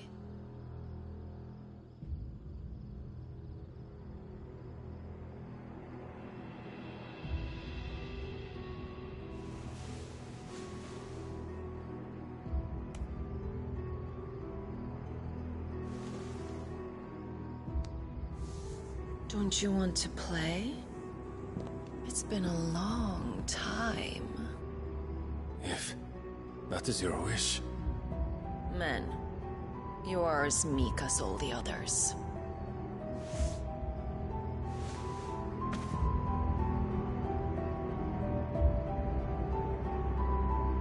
Such feeble creatures.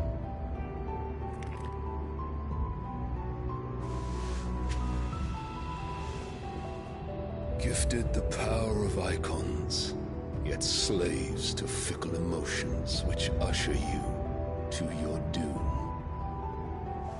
And so you bind your fragile wills with strands of consciousness. The wretched handiwork of a wretched people. The Sons of Fire were united at last, and for but a moment, their flame burned bright. Soon, Muthos shall become our perfect vessel. And then shall the world be remade. Not before the bonds are severed, of trust, of respect, of love. Only when every strand of consciousness is cut away, may Muthos return to our side. By primogenesis shall all be undone. Mankind shall be rid of his wretchedness, and Muthos of his will. But while he yet clings to it, he has the power to forge bonds anew. And so we bid you, find Muthos, and sever every one.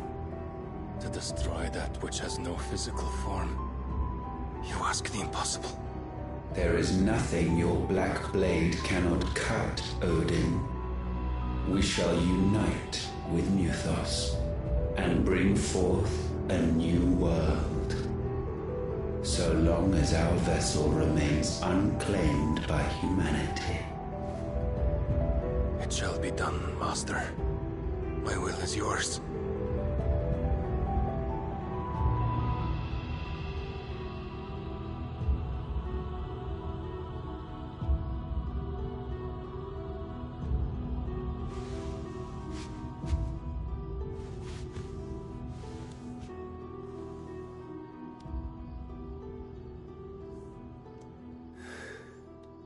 Mother.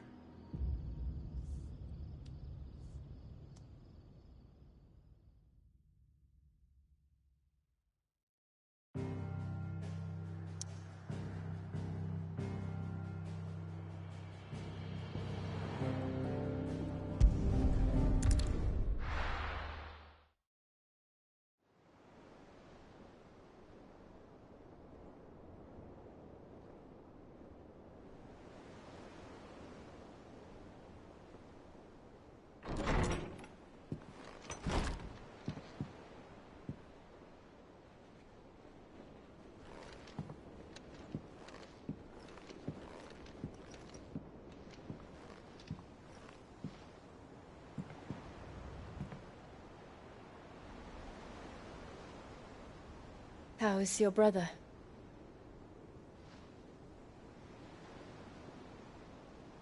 Asleep since I returned from the Dominion. Taya says he should be back on his feet soon enough. For a while, at least. She discovered something on his chest. A swelling, circled in stone.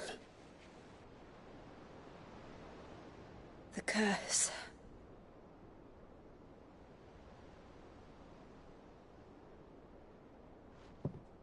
For every mountain we climb, another rises up to greet us, doesn't it? It's never ending.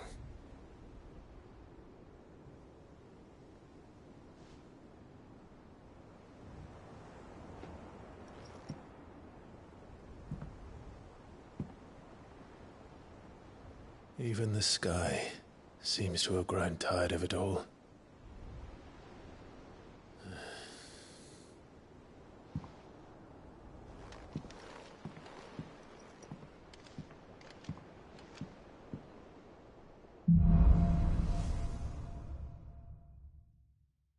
Taya won't be happy if I disturb Joshua.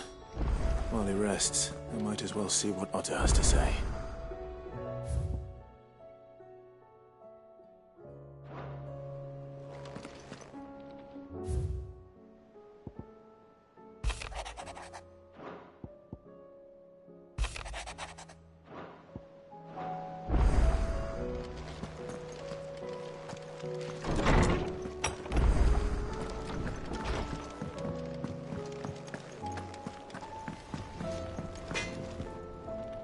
Trouble with your gear, or... So, what'll it be?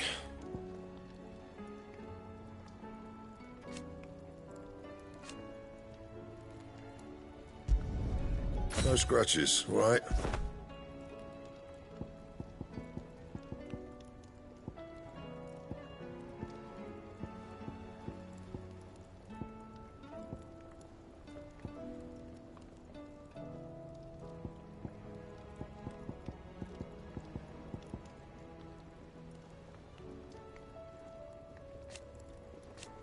That it?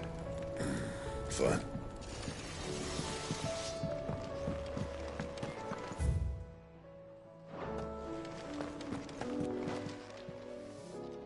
I got your note. You think something's wrong with Torgal? So you can read. Congratulations. But I didn't say I were wrong with him. I said something weren't right. He's not been eating me treats. He used to love cracking the bones from Molly's boiled brown, but now he won't so much as look at 'em. Didn't like him. Which is why I'm of a mind that his mind's on something else. You've not been working him too hard, have you? No harder than usual. Is that it, boy? Do you need a rest? What was it he said he was? A frost wolf? That's what the lawsman seems to think. Then maybe this all has something to do with whatever it is that's woken inside him. I suppose things have been different since Rosalith. Perhaps Hippocrates knows something. Instead of everything, you mean? Perhaps.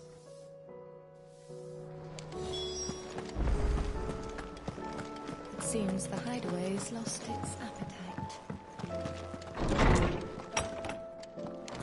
Is a storm coming soon? Will there be thunder? Lawsman, I need to ask you about Torgal. Something's not right with him. He isn't ill, is he? I don't think so. But according to Lady Karen, he seems to have lost his appetite, which is certainly a new development. She says he's hardly been touching his bones of late, and she believes it may have something to do with what happened at Rosalith Castle. I rather think she might be right, though not about his appetite. All canids are instinctively inclined to crack open bones for the rich marrow that resides within, and I see no reason why a frost wolf should be any different. Accordingly, I suspect it is not a lack of appetite that afflicts Torgal, but a surfeit of it.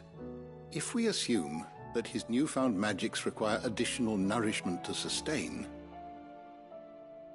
it may well be that the bones Lady Karen is accustomed to providing are no longer sufficient. Frost wolves, after all, habitually prey upon far larger animals, whose bones may yield altogether different nutrients. As to where one might find a suitable substitute, some antelopes that graze the meadows of eastern Rosaria have been known to grow to a size more than double that of their lesser cousins. I don't recall ever seeing any that large. And little wonder. The oldest and largest such creatures rarely leave the safety of the highlands for fear of predators. The last elder antelope sighting I recall hearing about took place near Cressida, and that was long before the village was abandoned. Even so, it seems like a good place to start. Good hunting, Clive.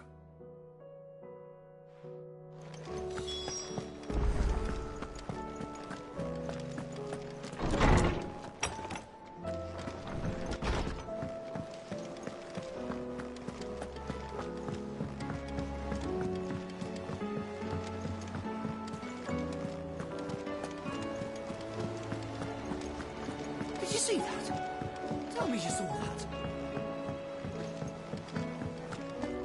What do you make of them skies, then? Otto, how fares the realm? The realm? Oh, she's just fine. As long as you look past the fat storms out mother crystals and her skies are a roiling cesspit. And Gav? He's with your uncle in the Free Cities, helping Mid with her project. Sent an owl their way the moment the winds turned foul. Still waiting on a reply, though. Do you have any good news? Well, that depends on your definition of good. All right, fine. What do you suggest we do? Oh, no, I'm just a messenger. I leave the scheming to those more suited to the task. Could be that Lady Vivian and Old Tomes have their own thoughts on the current state of things. Could be that they don't. It certainly can't hurt to ask. I suppose not.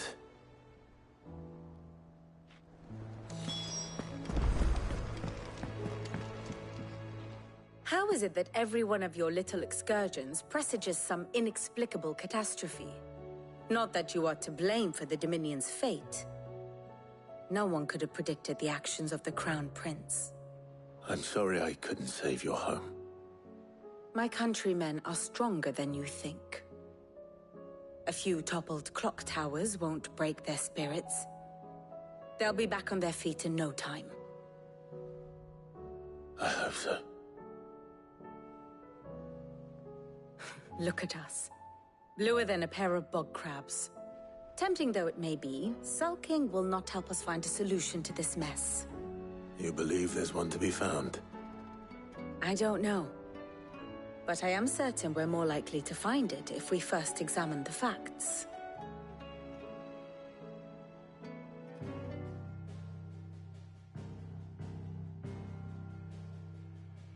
Beneath these darkened skies, fear and confusion reign over Valisthea. Oh, the lands around the fallen Mother Crystals had already begun to wilt for want of ether. But not like this. Crystals that filled wells and fueled furnaces. Now nothing but pretty shards of rock. And those that hang from the people's necks cast nary a glimmer of light to keep the dark at bay. It is only a matter of time before the common folk convince themselves that the end of days is upon us. Yet I fear a swift end is more than we can hope for. While most of the world thirsts for ether, the remainder drowns in it, spawning Akashic in droves. And amidst the hordes of mindless beasts, with magics as like to fail as function, even the strongest nation would falter. Rosaria and the Iron Kingdom teeter on the brink of collapse, while the tragedy in Twinside has all but paralyzed the Holy Empire. Dhalmekia fares little better. Rumor has it the ministers fled the capital after the fall of Drake's Fang, leaving their beloved republic to crumble. Waloed, meanwhile, moves in earnest. The Einherjar has been sighted off Storm. The world, in short, is in chaos. It would seem our civilization was nothing but a castle of sand, to be washed away at the whim of the waves.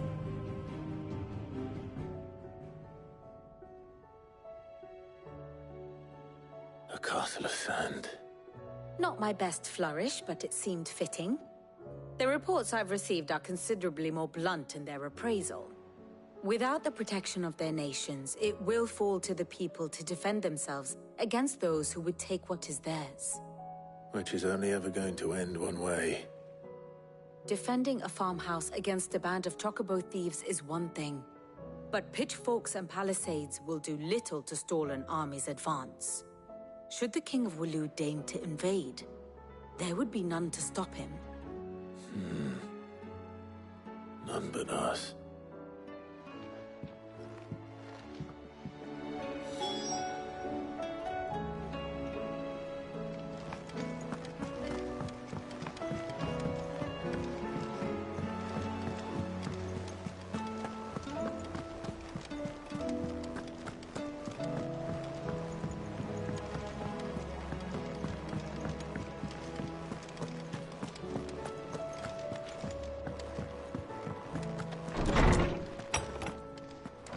Is a storm coming, Sid? Will there be thunder? Let me guess. You're here about the skies. Is there anything you don't know, Lawsman? It doesn't take a court astrologer to augur the obvious. As for what has disturbed the heavens, that, I believe, is a question the Fallen might be better placed to answer than I. And on the 6th day did the gods tear the sun from the firmament, visiting darkness upon their prideful sons and daughters. But I dare say you remember your childhood lessons on the sins of Zemeckis only too well. You think they're connected? That Ultima was one of the gods responsible? Well, he has certainly exhibited powers that we mortals would associate with the divine. There is nothing divine about him. But he wouldn't be the first god of whom that could be said, now would he? Yet for all the fairy tales that tell of the sins, there is almost nothing in the way of actual historical accounts. Had I the Journal of Moss the Chronicler, I may have been able to tell you more, but alas, I fear all remaining copies have been lost to time. You will forgive me, I hope? Certainly not. Because there is nothing to forgive. Even without this journal, you've provided us ample wisdom. And we will always be grateful for it.